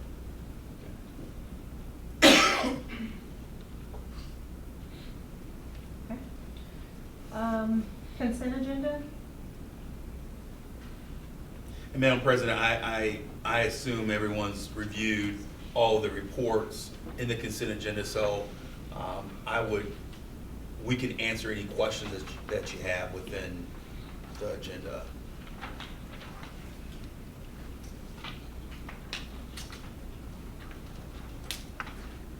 Okay, so, as you all have looked through the consent agenda, is there any further discussion or questions? I did have a question about 7.9, about the propane fueling system. It said that turned out to be better than electric. Is that right? I just was interested in more details about that. The thing about electric buses, Dr. Knox, they don't make electric buses for high school, unfortunately. At UJ, of course, they have electric buses there, but on high school buses, they don't do electric buses. So that's why we went with the propane. The electric buses are actually new to the school bus industry, and currently they are not building the buses with air-conditioned units, and that is one of the highest priorities, one of the high priorities, especially with our student population. We want to make sure that we're serving all of the students in the district with the needs and be able to meet all of the needs. And because we have those students with disabilities, we want to be able to meet those needs as well. Actually, it's one of your key performance indicators, Exactly. that we eventually want to have 100% air-conditioned buses, yes. That helps. Thank you. So we measure that, Dr. That helps. When we have a consent agenda, do we, I should know this, but I thought about this today and I can't remember. Do we just accept them as it? Does the superintendent or does the board president cover down and summarize each one of these? Not necessarily the field trips, but, I mean, are they just say, or do we just say, pass all the consent agendas as is?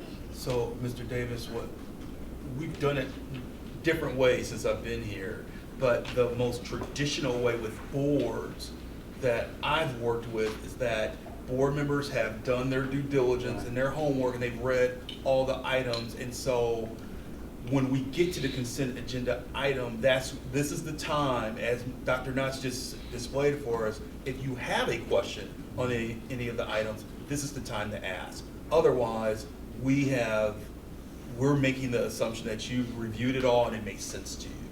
Okay, the reason I'm asking is that I want the community to know, for instance, about what we're doing with the construction of a manufacturing lab. I mean, I think it's good Sure. to know, and obviously, you know, So- with the legislative agenda, Right. you know, I mean, I can discuss it in my report, so that's one thing I could discuss. So typically what we would do after you have reviewed everything and you've said, yes, this is our consent Right. agenda, then I would say, Madam President, here are some highlights in this agenda that the community and the board should recognize. And then that gives you as board members the opportunity to say, and please, I'm gonna talk more about the 2020 legislative agenda at the business meeting, but please, community members read it. That's typically the pace and cadence that we would like to have I at a board meeting. just want the community to know, because I'm all for a consent agenda, but I just want the community to be aware of some of the things that are on there that they may be interested in. So I just want to make sure that I say thank you to the staff for the HVAC maintenance service for the elementary school contract. I thought that was wonderful. I was excited to see opportunities for internships. Did I not see that? You did see it, ma'am, yes. I'm very pleased about that. It took us a while to get here, but that is really good. And I hope those are going to be local. And I just wanted to ask who gets to go to Costa Rica in June. Dr. Thomas says she's going. Oh, you volunteered. I mean, no, but how many students or do we not know how many students will be going I don't know, to get to tell you, should be in the packet.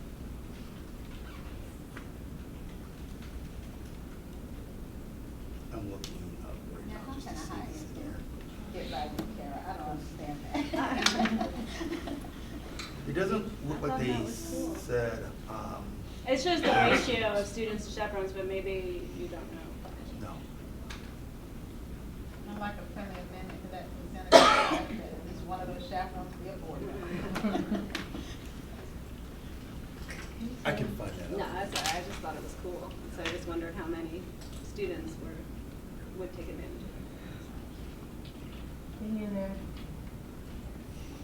Now, I noticed on item 711, this is under the limit, so do we need to make an approval of this contribution, or you just wanted us to spend some money that we don't have for it?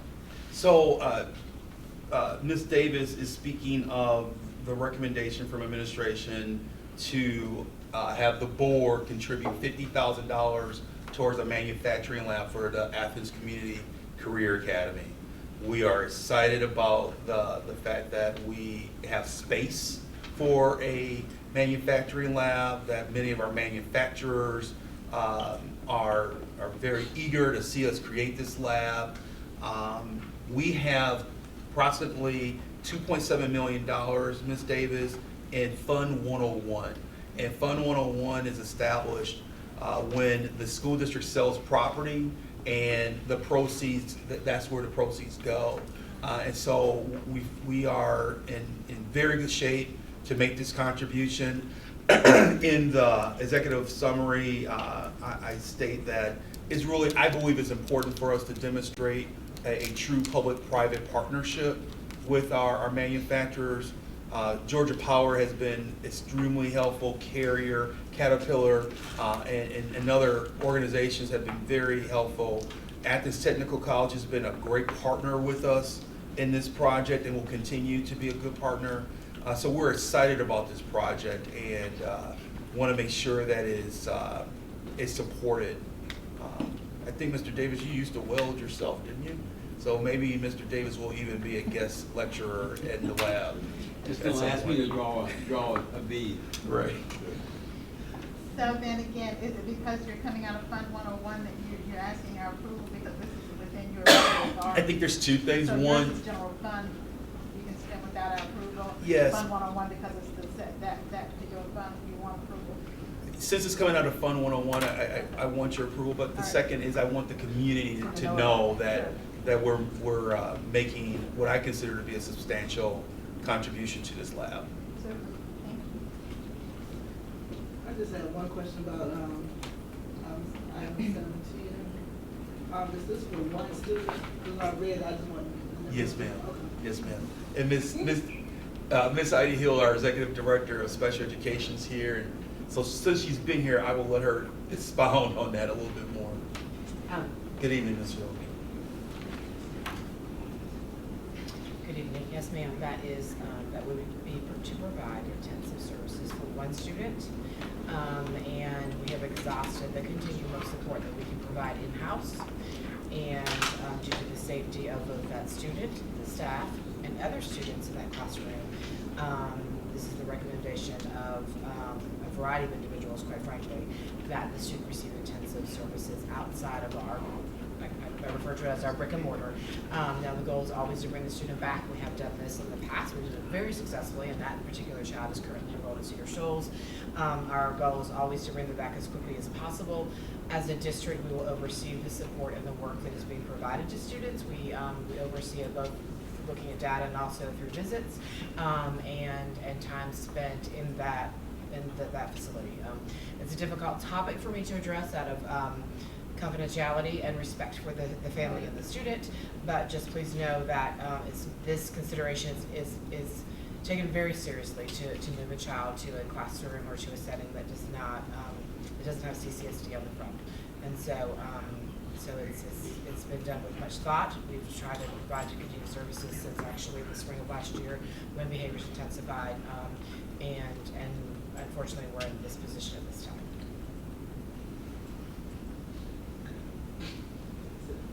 Thank you. Thank you, Ms. Hill. And without going into detail, like historically, I don't remember, at least since we've been on the board, this being typical. It So is not. with this, It is not the, typical. We have successfully, we just have some dynamic teachers and paraprofessionals in this district that can meet the needs of a diverse group of students, and we have successfully done that. And so I guess that really speaks to the level of the intensity and the duration of the needs of this individual student, because this is my 5th year in the Clarke County, with Clarke County, and actually this is the second situation that we've had. Out of all the students we serve, we've been able to serve them in-house in one of our classrooms, and this is only the second time where that's not been the case.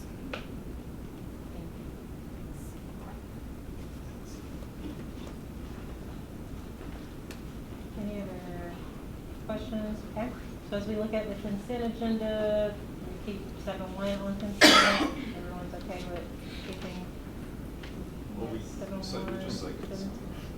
Okay. Consent. Jim? Okay. All right, 7-2? 7-3? 4? 5? What was that? For 7-4?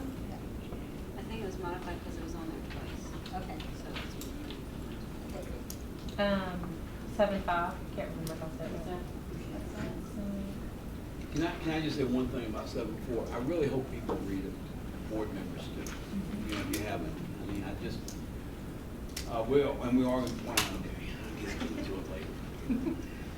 I will just add for Mr. Davis's sake that he will give a more in-depth report on the items during the business meeting on November 21st. It also coincides with a meeting that Dr. Knox and Mr. Davis and Dr. Berry and now Dr. Yeager are planning with the Government Relations Committee as well, and meeting with our legislative delegation. That will be in December. And so I know that the Government Relations Committee would appreciate all of our board members being present to emphasize the support for the components within that legislative agenda that has been laid out. I couldn't say anything better. Thank you. Okay. 7-6? consent, 7-7, Consent, 7-8, consent, 7-9, So, right, and 10, 7-10, consent, and 7-11. consent. Okay, moving forward to other action items. We have 8.1 and 8.2 that actually remain on our agenda, our amended agenda. And so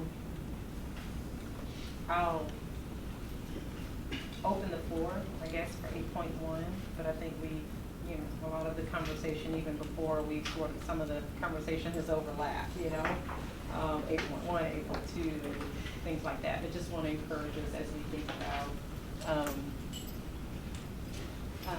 think about this conversation, sort of keeping it, encouraging us to keep it action oriented. So my recollection of action 8.1 was a charge to Dr. Gann and myself to get clarification. We received that clarification, we shared that clarification. We have not had discussion on that clarification. Which would actually happen in open session anyway. Even if we, you know, had at some point decided that this, you know, this great area, but yeah. Because that's something, that's new information that we did not have at the time when we, you know, initially, yeah. And so the process for disclosing that or having a discussion about that in open conversation, who presents the findings from that phone call? I don't know that, does it have to be presented? I know it's been shared with the board, well, I guess for the sake of the public, perhaps. I don't know. briefly. You would need to see. Briefly Okay. thing that, what I understood. And then what questions would remain is probably something that is not gonna be, I don't know where we have that discussion about what happens as a result of what we've shared. So if I understood it correctly, they gave it back to us Mhm. and said, you are to investigate these complaints as a board, not the PSC. Is that right? Mhm. Is that a fair summary? That we are to investigate ourselves and make a Or not. not ourselves. You do it or not.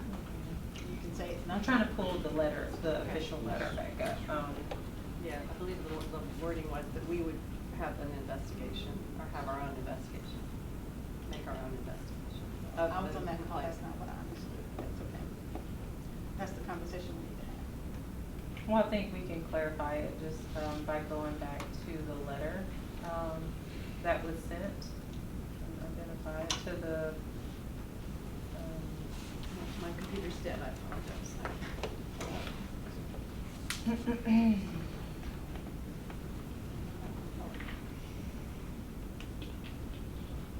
In there. Actually, if you don't mind, let's take about a 5-minute break so I can find the letter, but we can also, I think, pull up the document that all of us have already seen. Still don't think it takes a whole lot of discussion to decide how we move forward, but. Okay. 5-minute break. Yep, so it's 8:17, we'll start back in 5 minutes.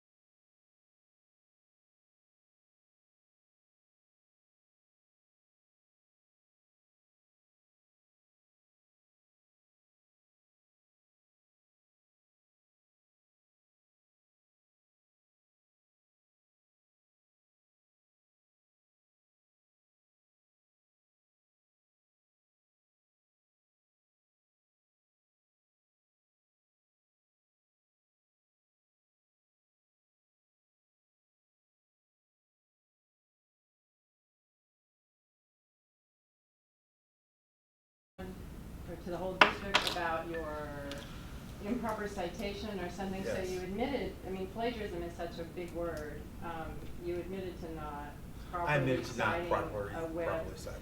And as, I don't know, Kara, if you've done any, or John has done academic honor code at UGA, we go through this a lot as professors with students that like to lift things off of the internet. And it's pretty hard, I don't know what your opinion is, John and Kara, but it's been very hard to enforce that in the age of the internet in terms of trying to impress upon students lifting things from the web and not citing where you get them. And I've lost almost every case I've taken there, which is sort of frustrating to me. We want to teach people that they need to cite where they get their sources, but I appreciate that it's a gray area, I guess, but you did send that memo, so to some level you did agree and tell the rest of you that you had used the quote. Correct.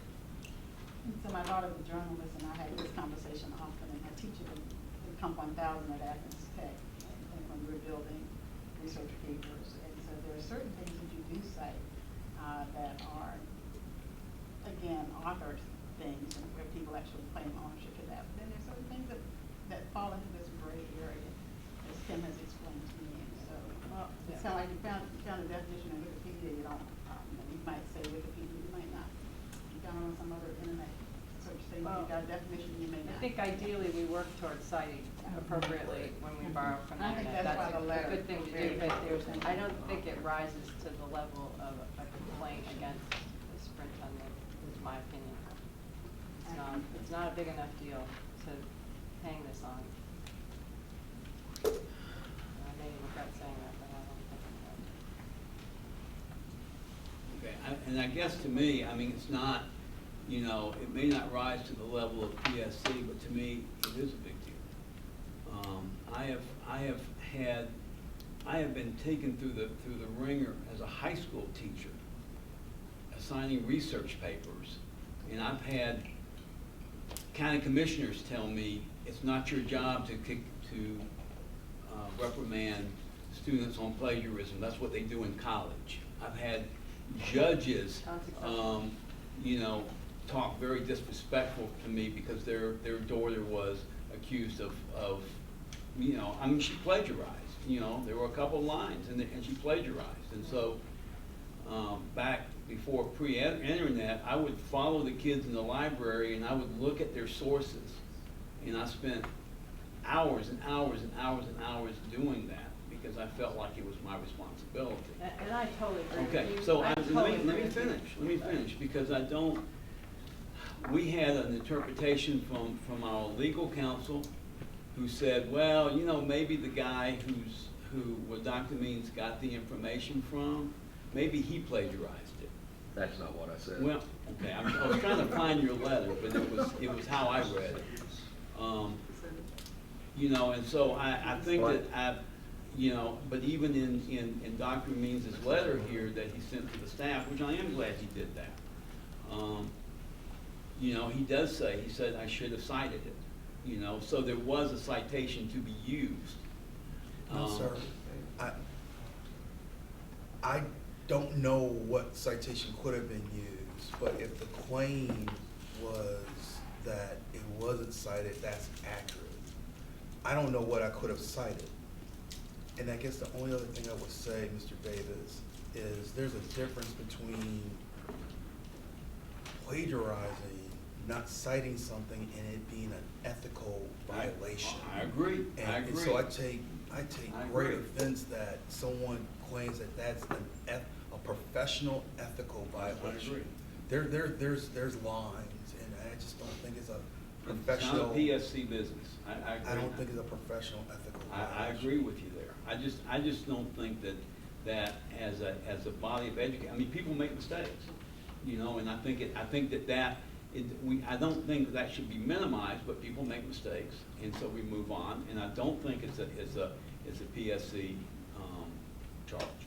But I do think for us to say, well, it's not really that big of a deal, I think I don't think that's, you know, that's not what we do. and I don't even think Dr. Means is advocating that. So so, with that, I'm done with it, but I just don't feel like that, I think it's too easy to just say it's simply an attack, which I understand how you feel, Dr. Means. But it's like anything else. I know I said something at a public meeting 2 weeks ago that everybody went, whoa! I wish I hadn't said it. I made a mistake. The way I phrased it at a public forum was totally incorrect, and people latched onto it. It's not what I meant, but I said it, and I've gotta own it, and I've been walking it back ever since. So, I just think that needs to be out there. So I've had my piece. Fair enough, and in response to you, I walked back a little bit of what I just said loosely, which expresses some frustration with even my own standards of holding students accountable to their words and their citations, and being pretty much told many times that my standards were higher than the students that were expected to follow, which is surprising to me, but it is the system. So in the that we're in. research institution, I would be very disturbed by that. Well, I think, like, for me, I would agree that the standards that are listed here specifically are 4, 6, and 9, right? In the original letter that was sent to us. And again, like, with the job of determining if the code of ethics has been violated, which is a different question, whether we want it to be or not. It's sort of a different question of like, okay, well, how do we, like, what is honesty? And again, like when we look at the code of ethics and things like that, you're really fitting, you're trying to take these examples that were listed in the complaint and saying, okay, is it our interpretation that this is like a violation of honesty? Or is this a violation of dealing with conduct? Or, and I mean, I'm inclined to agree, but I've shared with you all before, my selfish goal is to move forward with some resolution on a lot of formal things that I feel like are distracting us from other issues that we need to listen to. The only other clarification that and I think it's already out there. I'm just double checking. The only place that I saw in terms of the Avid payments was in a letter that Jerry and Linda put out on April 29th, where it was talked about 500 and 700 respectively. And presumably you got that information from Dr. Means, and presumably Dr. Means said that's the sum total of what we're talking about.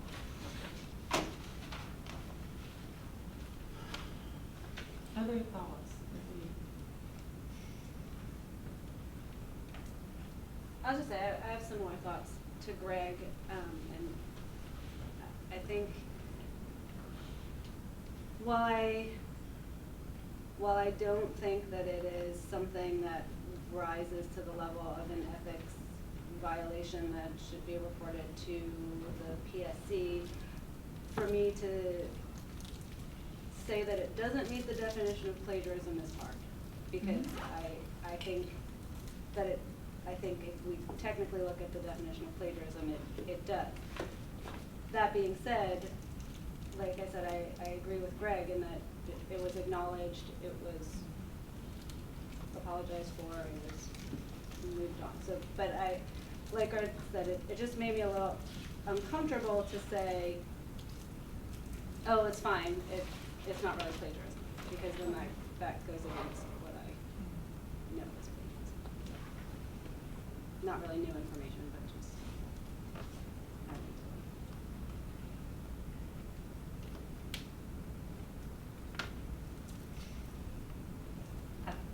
Other thoughts?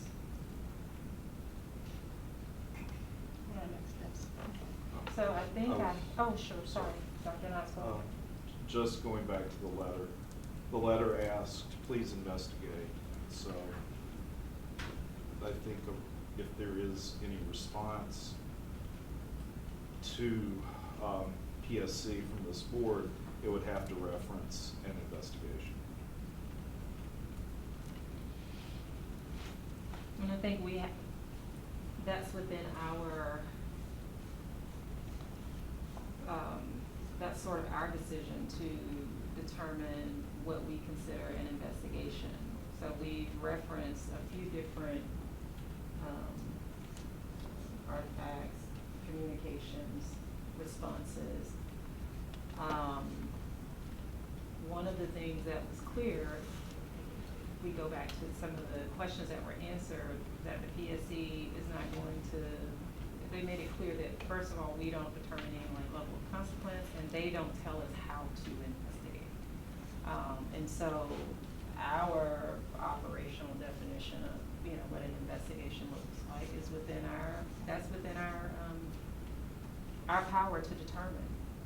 If we feel that we've gathered enough information and enough perspectives to determine that an investigation has,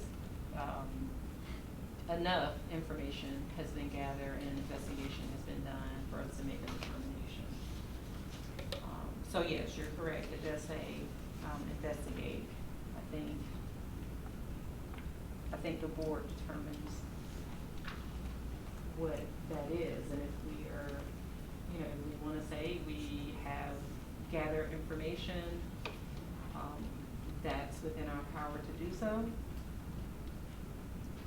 They didn't give us a specific definition of that, or process for what that looks like. He did share, if it's you all, if it's your legal counsel, if it's somebody else, so that's still within our determination.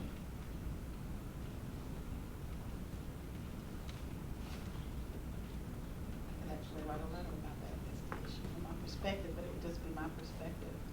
And I thought that also in that conversation, we heard you say that, this is something you can give to your attorney to look at. And so we've done that. So is there something we're missing in terms of what you would consider an investigation? John?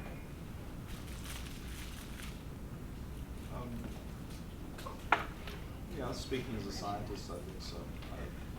I think you have someone that's impartial, that checks things out. That's what investigation is. I have a problem citing, and I wish I could find it, because I thought I had it, but, you cite our attorney's investigation, which he said it wasn't an investigation, his opinion. But there were things in that opinion that in some ways I was more bothered by than the original stuff, so. Could I ask what? Well, I'm trying to find it, I think it was verbal at the meeting, wasn't it? It was No, he gave something in writing. And I know where it was, but I just can't, I don't have it in front. I got all this other stuff, I just don't have that. I think that having the legal opinion is a part of it, but I don't think it's the whole thing, because I think that that's a legal opinion and this is a question, it's an ethical question, and so this is where I was when we talked about it before. I think the legal part is certainly important, but I don't think it covers everything. And then the next part of it became that we're not an ethics committee. And so for us there are people who, that is their job, and it's not ours. So I don't know how we do this. One, I think that goes back to is within our our purview to decide what that's going to look like, and ultimately going back to the actual, all of the exhibits or examples that were included, those were specific actions, but again, we're being asked to determine if a violation was made against, The standards. yeah, the Mhm. standards. So we're not even being asked if. If this this is true. Right. Yeah. And so, I mean, the wording is, if the PSC receives a complaint about the superintendent, the PSC wants the Board of Education to be informed and to make a determination of whether it rises to the level of PSC involvement. The board can choose how to investigate, which could be through the board attorney or evaluation process or other options. And That's I'm- your response back, right? I'm sorry? I want to make sure where I got that. What now? That was what they said to your question. Right. Is that their writing or your writing? That's your there, writing? yeah, from those conversations. It was a phone call. So I just want us to get to that place where we close this tonight if we can, and if we can't, then we need to know what are the next steps that we need to do. Agree. And let's not belabor it. I think again, if we think we have, a need for an investigation, then somebody needs to define how that happens and who that happens with and where does that go. And if we see that that we are at that place where we think that we don't need that, then we need to know that. I would rather not come back next month or whenever we have the next meeting and redo this conversation. This one needs to be a clear direction out of here today. I think. So the other thing you wrote was, the investigator will talk with the superintendent and get his side of the story. If there is a decision to sanction, the accused will get a letter allowing 30 days to respond. Upon appeal, it goes to the state attorney general office and it goes before the administrative law judge. So, I mean, we've done, If the board decides to sanction, Right. we decide, and then I understand that we don't have that authority, is that what I heard? Yeah, and that's, So, that's. we don't even know where that PSC, came from. Yeah, should have been like if the board decides that there's a violation, that would be within the PSC's, Purview to do those yeah. things. I mean, personally, I think that we are at a place where, I'm comfortable saying that this is done. Particularly as we have to answer the question about whether the code of ethics has been violated. I think we have we probably have as much information as we are going to have as a board. And again, for me, part of this decision is looking at the information that's included about plagiarism, about Avid, and even more so, I probably have some stronger feelings about the dissertation. I think that crossed the line, me personally. And I just think when you get into trying to figure out if a person did a dissertation and whether that's just outside of, when we talk about ethics violations being outside of our purview, that in fact is, it's like, how do we continue gathering that? You know, we know it's a ProQuest now, but I just think I'm okay being at the place where, this is closed and considering it resolved. And for those same reasons, thank you for saying so clearly, and the anonymous nature of this is concerning to me. I don't have any idea who we're trying to appease or what we're trying to do. I do know that we have made it a very difficult situation for our superintendent to do the work in the district. Quite frankly, with things like this hanging over his head, I'm ready for us to make sure that we don't carry any of this into 2020. I think that would be the goal for many of our anonymous, you know, Yes. complaints, ideally, I but think we're we're just trying to talking move about, forward. I like we're this talking about. I just have decided to not say anything, I just won't say anything, but I'm just wondering, is the advanced ed complaint, is that anonymous? Was that anonymous? From what I can recall, yes. Okay.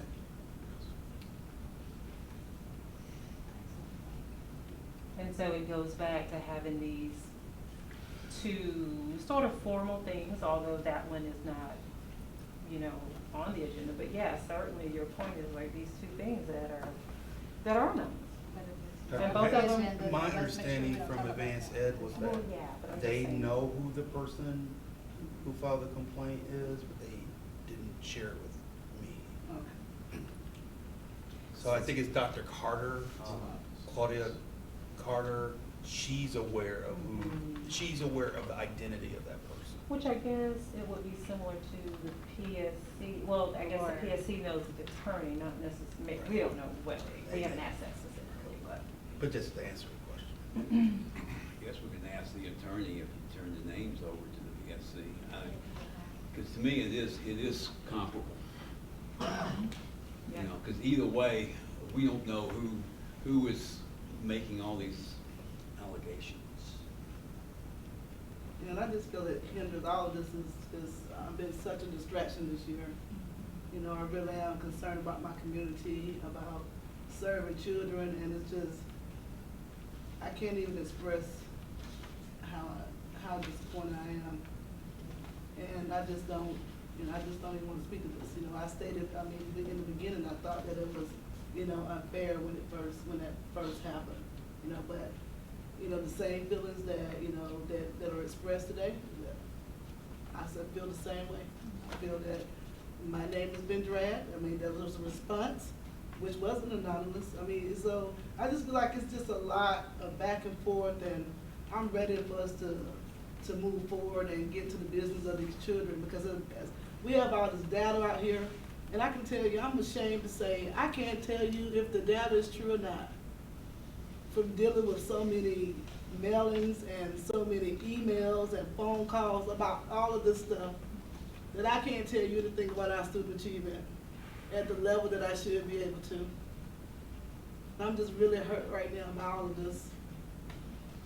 Well, I think, like, you know, one of the things that I really hope, and again, we're speaking to things, some things within our control, and then other things that are outside of our control.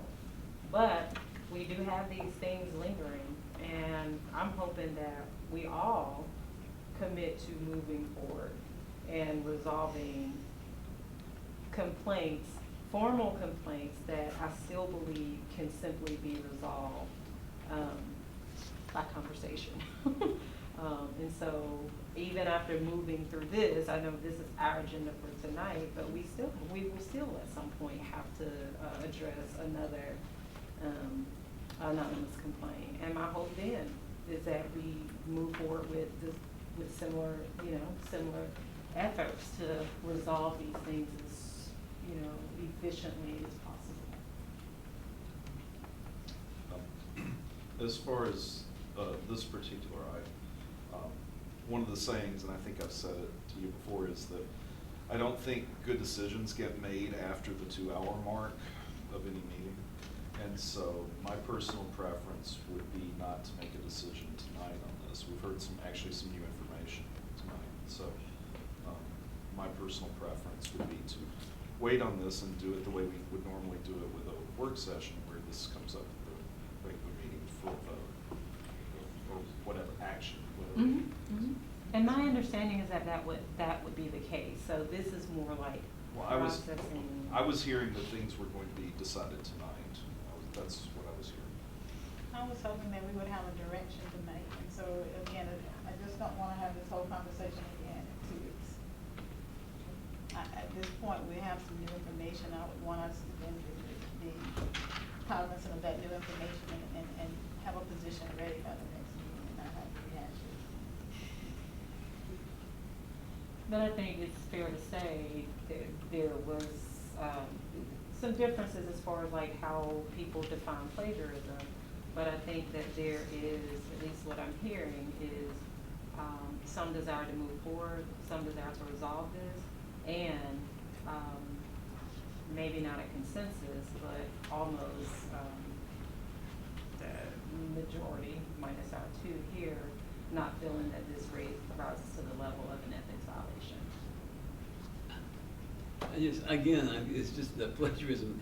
There it is, right there, and I've got the citation here. So I mean, again, it's not an ethical, it doesn't rise to PSC levels. And But it's that's kind of all- like that's when we all start- PSC is when we start- asking. But when we start saying that we have different interpretations, I mean, it is what it is.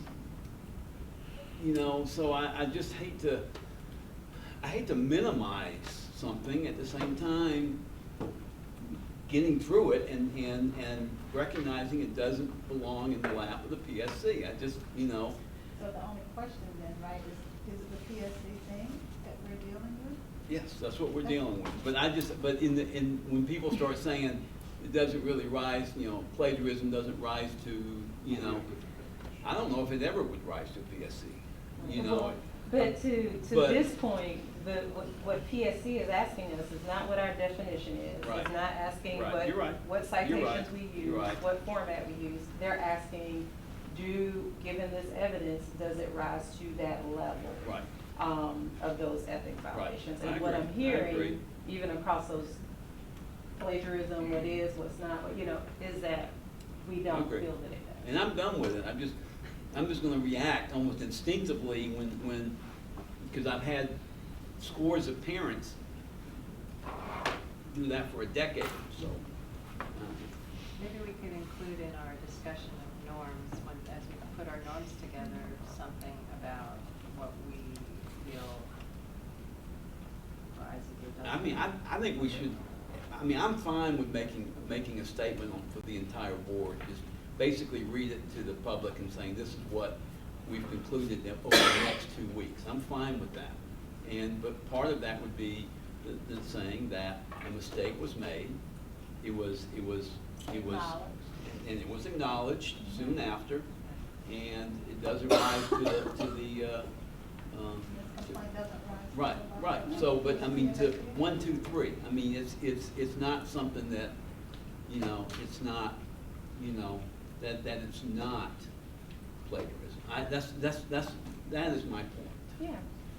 Okay.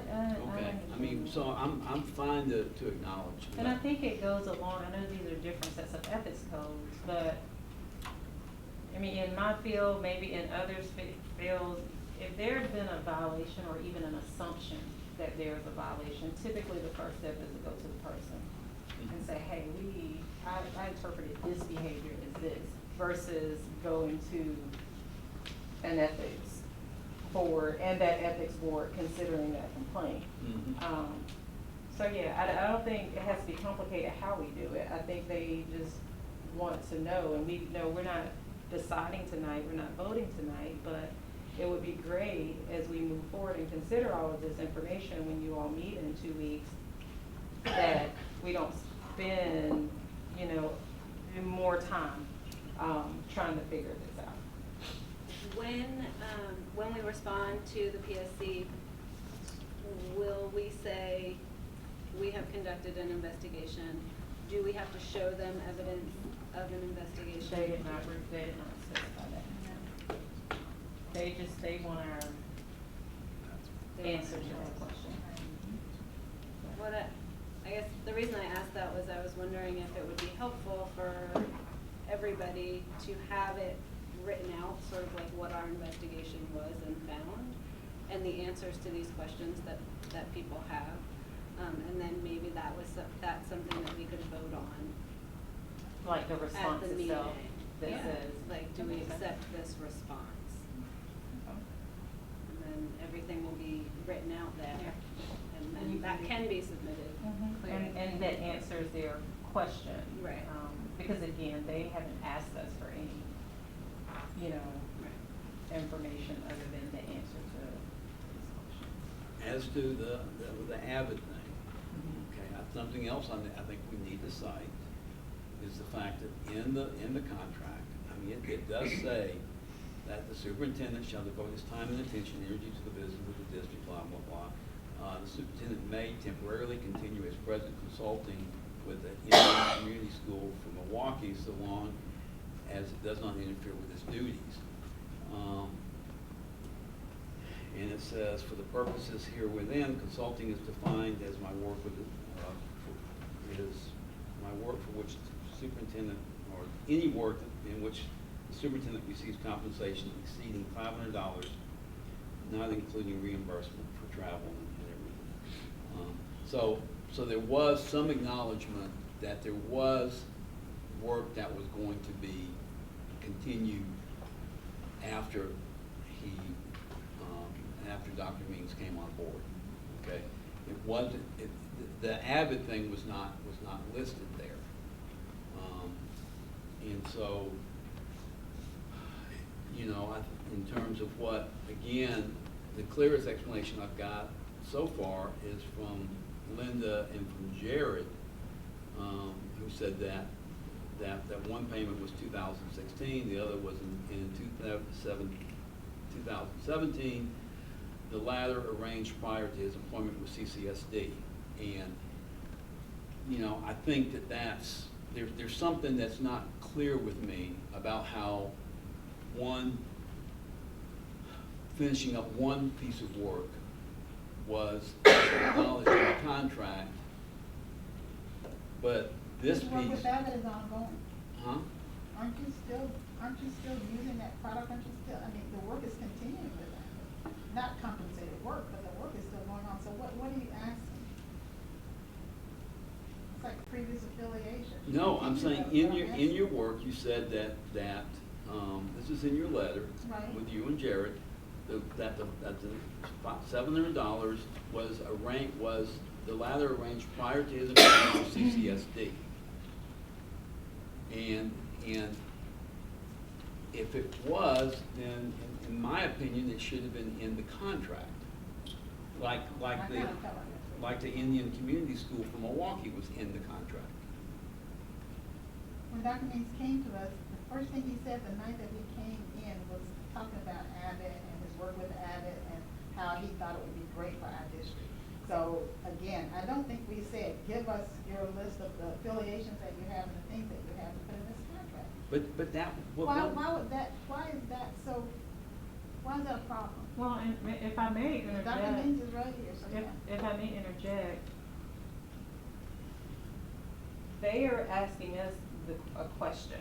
Like, we don't, I do hear what you're saying, like maybe putting together all of the stuff that we have, that could be useful, certainly.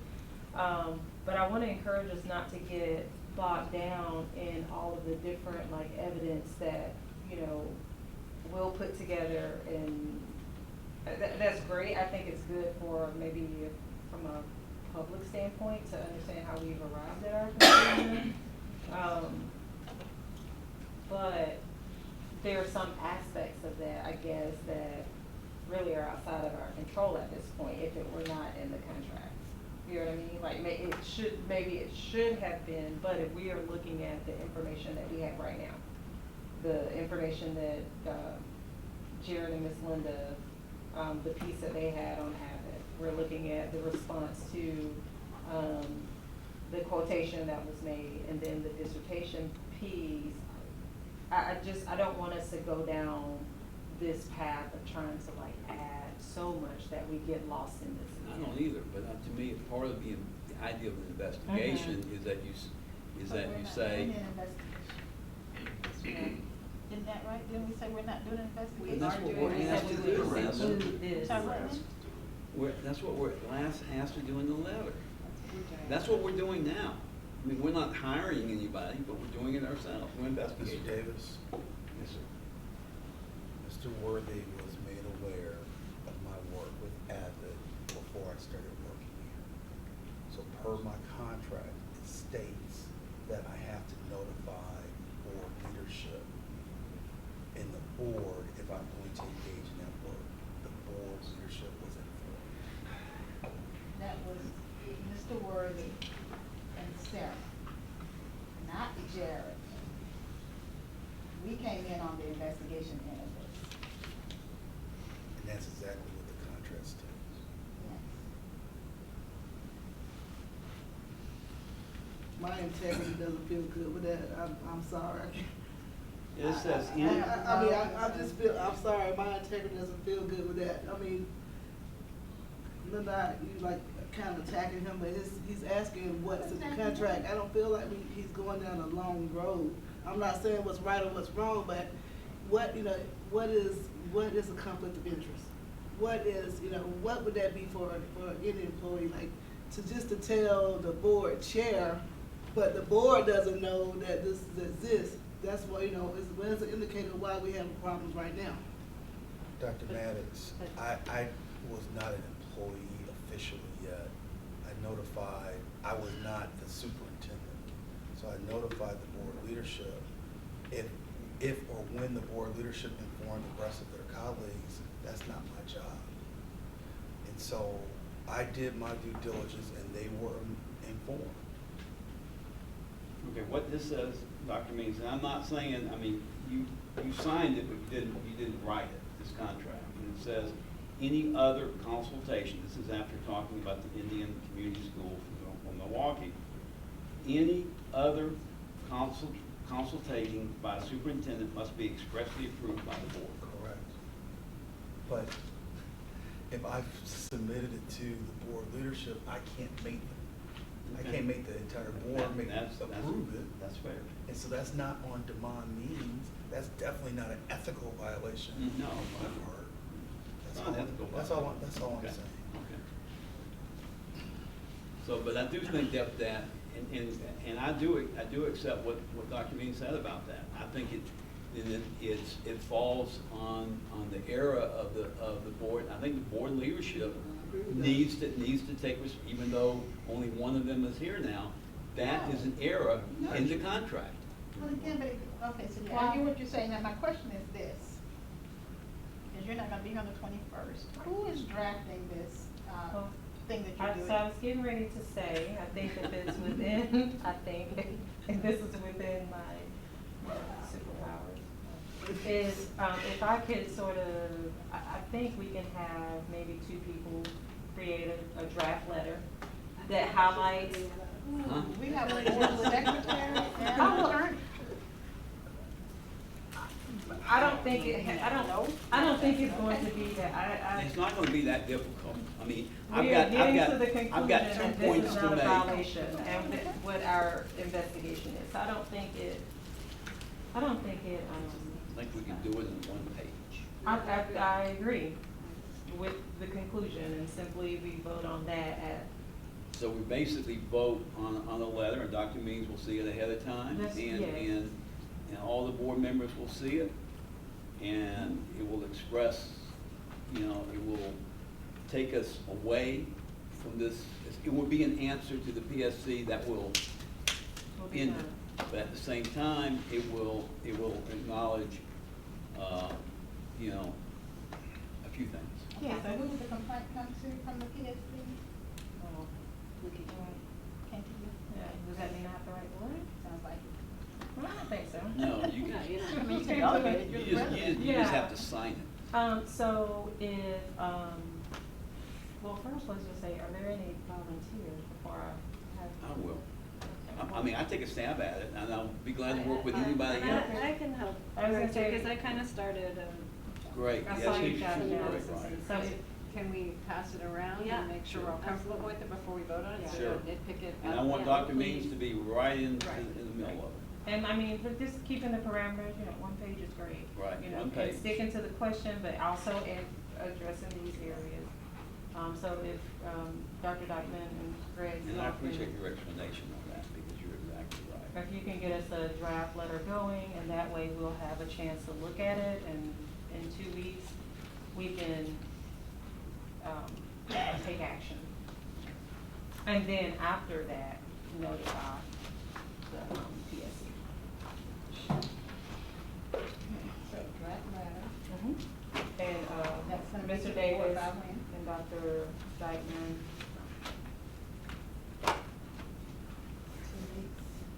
weeks. What's an optimal time for you all to have a draft for us by? Okay, so no later than next So- Thursday? Yeah. Okay. All right. Are there any other? thoughts on this? Okay. So let's move forward with our, 8.2, and that says the original action, or the action related to a complaint regarding a BOE member.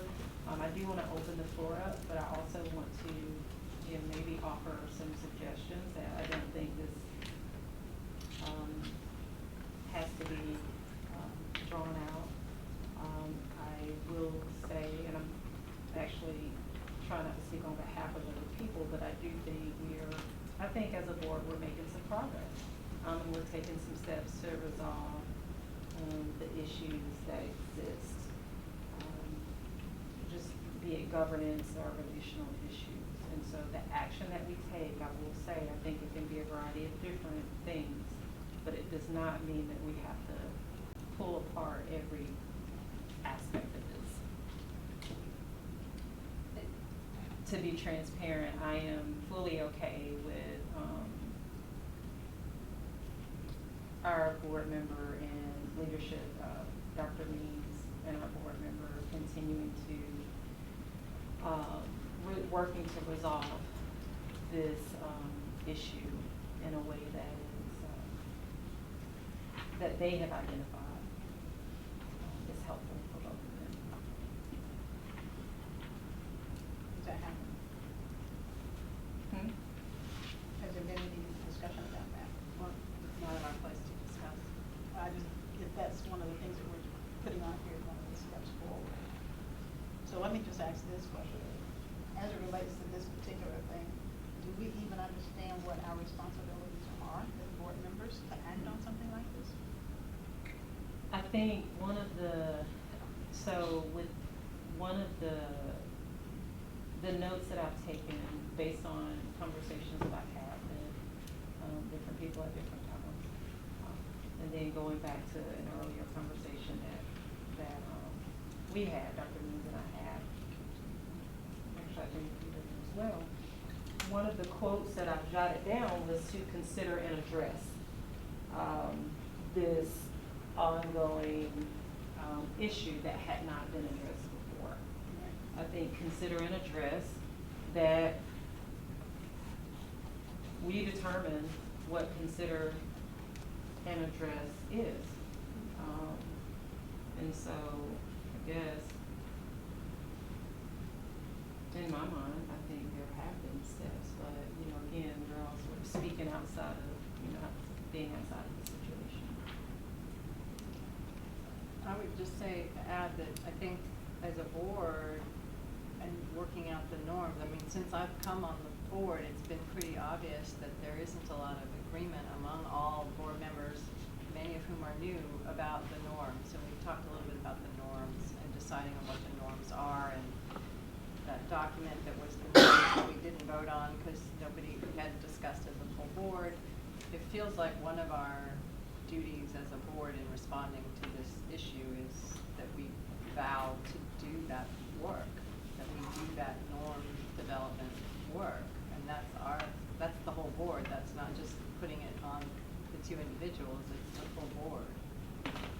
And I'm great with that being the norms. This is a violation of the law, is it not? No. And it's also ethics? No. Where did I read that? Is it a policy violation? Our policy violation? So That's what I'm asking. What is it that we are addressing? The This is question- truly an accreditation issue with We're accredited. not talking about the advanced No, ed complaint. this is, 8-2. yeah, but this came from a letter that was sent from Dr. Means to Jared and you in like June, May, asking to take some kind of action. And then we didn't know about it until he included it in his advanced ed response. So I guess my question is, what is our responsibility here? Are we still to take action on this thing that should have been done maybe in May or June, but we didn't know about? Or has that been superseded by the advanced ed I complaint? have a different, okay, so this action that we're talking about is exactly the complaint It's to one of advance 9. ed. It's one of 9. It's not the complaint to advance ed. It's not the- Well, exactly, it didn't turn out to be a complaint, it was Right. it was a referral to advanced ed, right? Yes. Made by Dr. Means, right? And then, so again, that referral was in relation to a violation of, I think it was an ethics policy, I should have looked at that before I came in here. But, where this same board, under a different superintendent, received sanction from advanced ed for this exact same action. And this was the interference with the superintendent's duties. That's what I'm asking about, and that's what this 8.2 is about. Now, is anybody thinking it's about something else? Because y'all are saying things to me that make me think we don't I talk about the understood same is thing. exactly what Kara said, that it was a leftover, unresolved email that I wasn't even there, but that some people said they sent out and they didn't get it, and it wasn't obvious to anyone until the advanced ed Well, report and- that we saw. And right, and I think that that's probably not totally accurate because we discussed it in executive session. But let's go back, what's accurate is that, again, it's going back to the previous leadership, you and the previous president, you all made a decision that this complaint would go forward without having that being discussed with the board, and now here we are. And I remember. So it's not about the remember- complaint, it's about the violation. Well, violation, but it's the same thing, it doesn't matter what you call it, what we want, but you and the previous president made a decision that you would move forward, that you would, suggest to the superintendent to move forward with the violation. But the entire board, they did not have a part in that discussion. So, And so- this is the executive session part I thought we should have, but we don't have to, but we can talk about it openly, we can talk about it openly. Well, But let me just, where are we? but let me just say, like, just like with 8.1, right, we were talking about violations, right? And talking about their,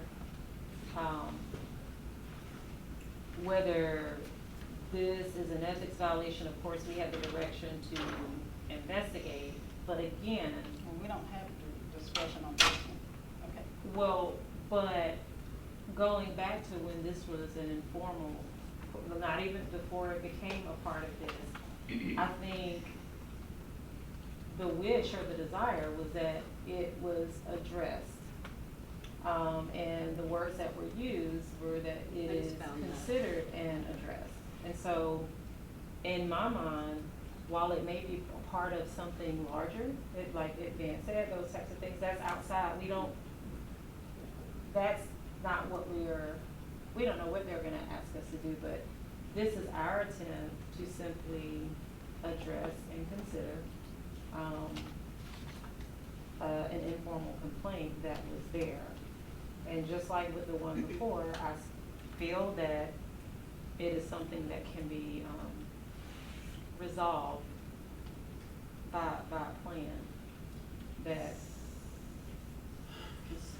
So the complaint process is what we're talking about? So I have the letter here that, it was sent on May 10th to Jared and, Linda, and it was explaining, it says, violation of board policies by Board of Education member, and at the end, it says, it is my belief that the board must take meaningful and decisive action. And so it's asking for the board to do something, to take action, but that is the letter that, the board beyond board leadership didn't know about, nor did we ever talk about. So the first time I knew that we were supposed to take some kind of action was when I read it in the advanced ed complaint, because otherwise I had never seen this letter, You have not seen the letter. nor heard anything about taking action on it. Okay. And what my point is that now that has become part of something Right. larger, I mean, what Dr. Means wrote in his letter is that, this is a symptom of something much larger. So even if we were to resolve tonight, everybody walks away and Dr. Means is pleased and Dr. Knox is pleased and we're all pleased, we still have it as part of this ethics violation. This advanced ed complaint. And so, Well, I don't see how having and that's why I didn't want to discuss it to begin with, because having that discussion outside of, to just kind of paraphrase what Dr. Means said in here about that he's dealing with a board that acts badly, that's only one example that he put in. So you can do away with the example, he's got plenty others in there. So I'm just trying to figure out, without dealing with, like Patricia said, in terms of a whole body of norms and consequences, that are clearly stated, which we don't have. I get that. I get the norms and the consequences, so I'm not arguing that or disputing that or any of that. I want to understand what our intent was in trying to address the unaddressed situation, because I got the emails that somehow Jared and I failed to follow through on Dr. Means' complaint to us as the executive committee at that time. And so at this point, it's been, Lakeisha inherited it, it's been communicated to her too. And we were continuing to kick that can down the road and not respond. The purpose for 8.2 was to stop kicking that can down the road. But that can is now, like, how it is I when you're know. married, when you got all these cans tied together, they're all connected now. They are. So that was my question is this something that we still need to address as a separate? That is what the conversation today Issue. should be. Is it something that is separate? Because again, this is a totally different thing from some anonymous person actually filing a complaint. Dr. Means made a referral. This is the referral piece of that. Now, if he included that in all of the other stuff that's out there, then it's just more stuff that's out there. But this was separate.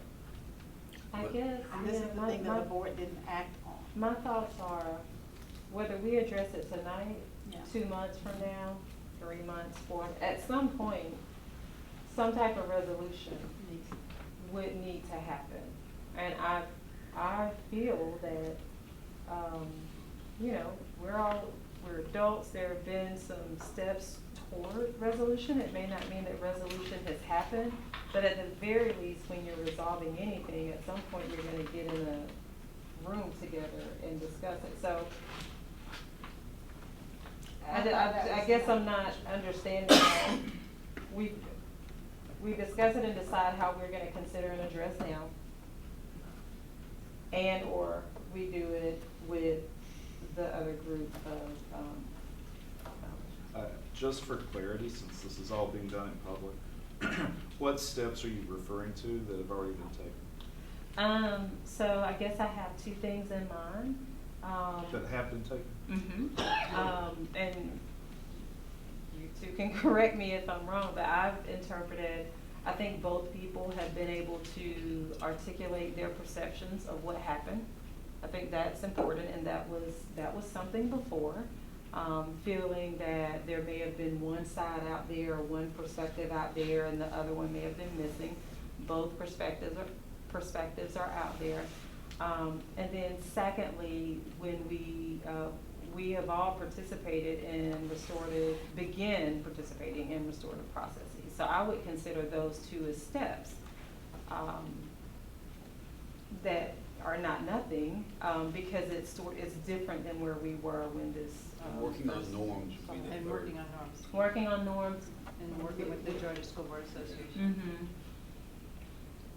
But those are 2 things that have been completed so far that I feel like in the absence of those things, I think things were getting worse, or at least we couldn't say that we were addressing them in a formal way. That's my perception.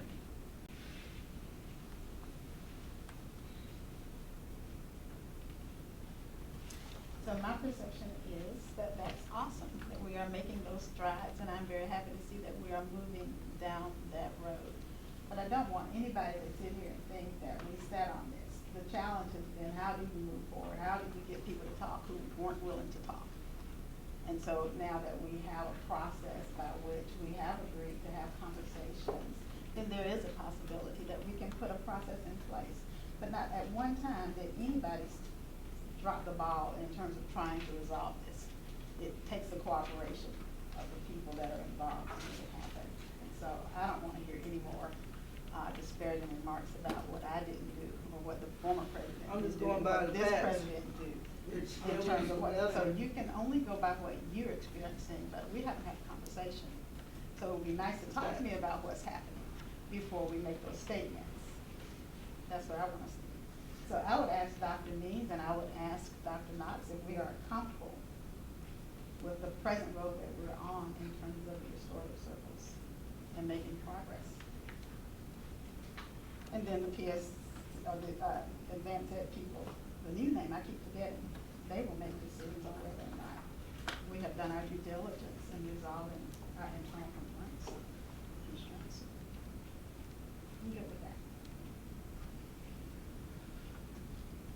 I would prefer, that's why I made the recommendation at the beginning of the meeting 3.5 hours ago, to try to settle these issues in a different format, in a different way.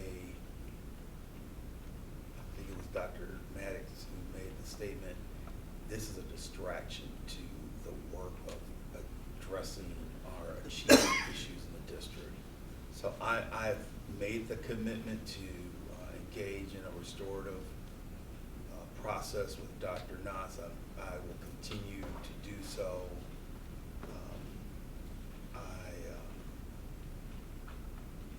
I think that it's apparent to me now that what I assumed board members would consider to be norms is probably not where everyone on this board currently sits. And so I think it will be helpful to go through the process with GSBA and to establish norms.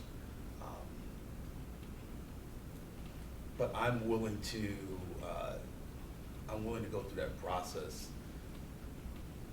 in the name of allowing us not to get distracted anymore and to focus on the work for children.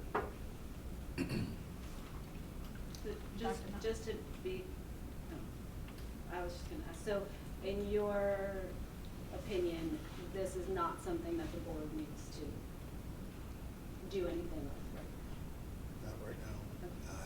I would prefer to continue the process of, Dr. Gann has used the terminology of we're trying to resolve relationship issues through formalized processes, and you only do that if there are no other avenues to resolve things.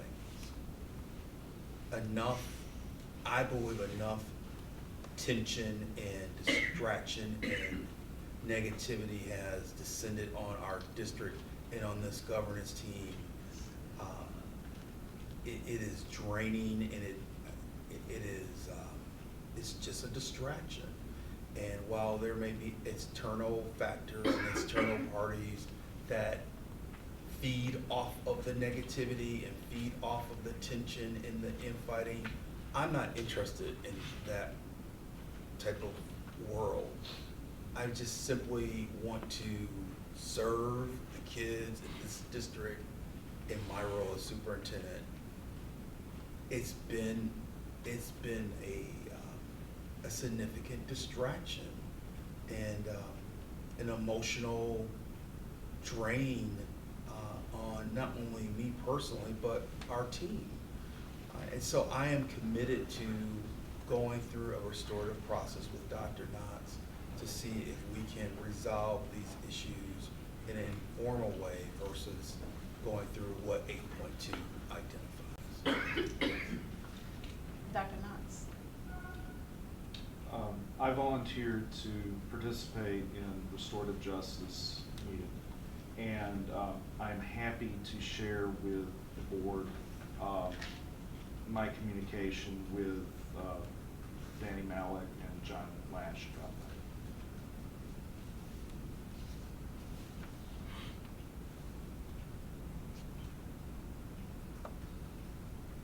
I'm not sure that answers it for me, but I appreciate that response. Again, process-wise, I'm happy with what you said, Kara. It kind of brings us to a closure to a point, at least from Dr. Dean's perspective. I think I'm understanding. I can't interpret anything that you said. You said you're willing to share with us, with Danny, and what you communication share with them. Yes.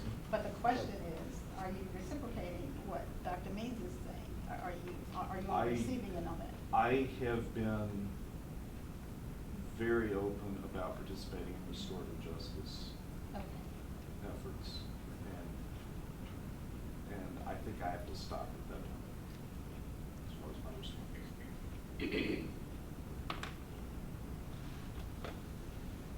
That always leaves me not knowing. But I appreciate you sharing. I'm Thank you. happy to share things another time. So then and I'm pushing it because I brought this to this agenda and I want to leave it, obviously, I want to close it. So if we're going to go forward with the assumption that this is going to work for us to build our capacity as board members and our skills as board members, then I am willing to continue, I'll support Dr. Means' position and trying to work through the processes with GSBA and the restorative processes, but that does take the cooperation of all of us. And so if we're not able to commit to that, then I'm not sure how we get this off this calendar. Did I hear that or did I not hear that? You didn't hear what he said. I think he said he's committed to restorative justice. So that's what he said. Is that our path forward? I'm going to listen for now. All right, And I I'm think, good. if I can reiterate what I heard the GSBA folks say, is that at every district across this state, they define this micromanagement or this interaction between the board and the superintendent differently. Every single district, she said, defines these differently, but we have to define it as a board. And that's a process we have to do the work for. And we need to do that as soon as possible. And I've said that since, May, whenever he came on board as president, since January. So for a year now, we've been trying to get this board to do that. And you're the 5th board now, so hopefully we'll actually get there. And it's almost December. So yeah, I want us to do it. And so I'm grateful for the commitment to go forward. But I think it's also important for us to at least know what our role is as board members so that we don't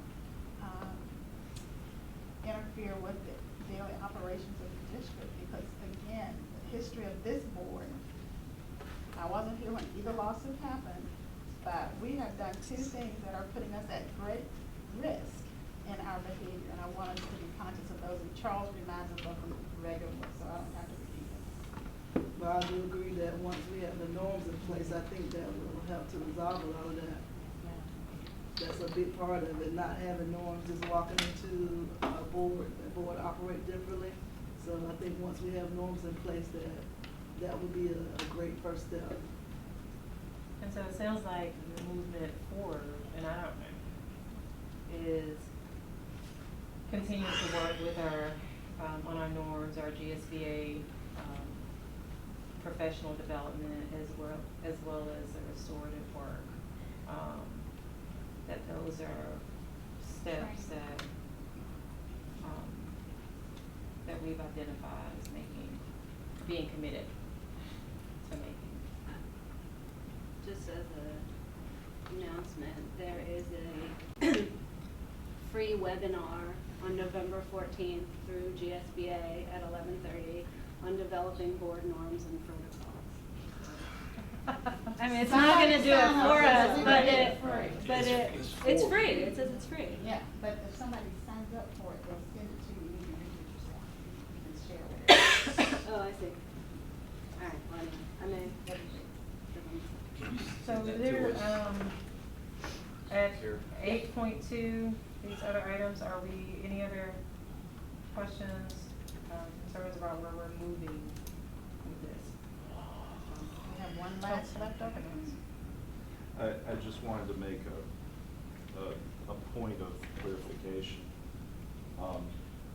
With regard to this complaint, I would have been more comfortable, since this was in public, if it had been referred to as alleged violations. Okay. I think there was an assumption of guilt. And I apologize for that assumption. It was what was stated to me. And so I took it that way. You're right, I didn't hear the other part. And that is something that I told Keisha yesterday. This is the one of what Dr. Means' points that he's given us as evidence in the advanced ed complaint that was between two people. And I mean, I'm in this complaint, but everything that I'm in there for is like out there. So there's no, you know, it wasn't a private conversation between two people, and you know, where no witnesses was. I mean, so that all the other concerns that Dr. Means expressed here, by way of example, are pretty well documented. And so I'll say this about that one's in writing. And so that's why I didn't call it alleged. Well, It's in writing. but his response, Yeah. his thing is in writing too, and it was at the time. And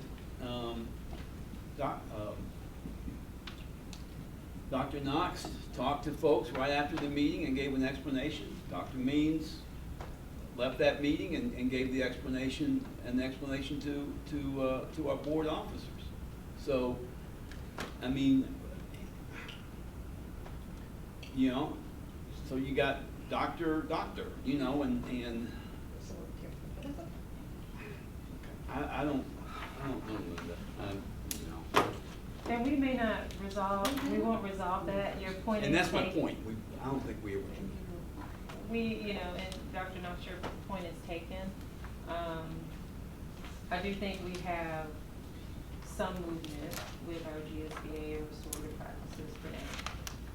And so when it goes back to this letter, and then also the request that this situation is considered and addressed, again, these are concrete things that we can point to as a board, steps that we are committed to taking.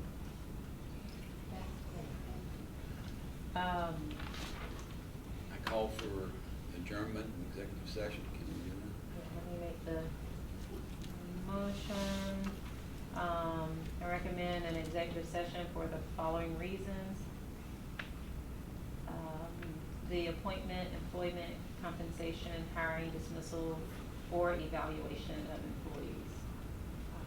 There, second? Second. Any discussion, all in favor? 5-minute health break. All right. And where are we gonna do? that? In the yoga room. Is there a yoga room? I could use yoga. Don't ask me. That's a great idea.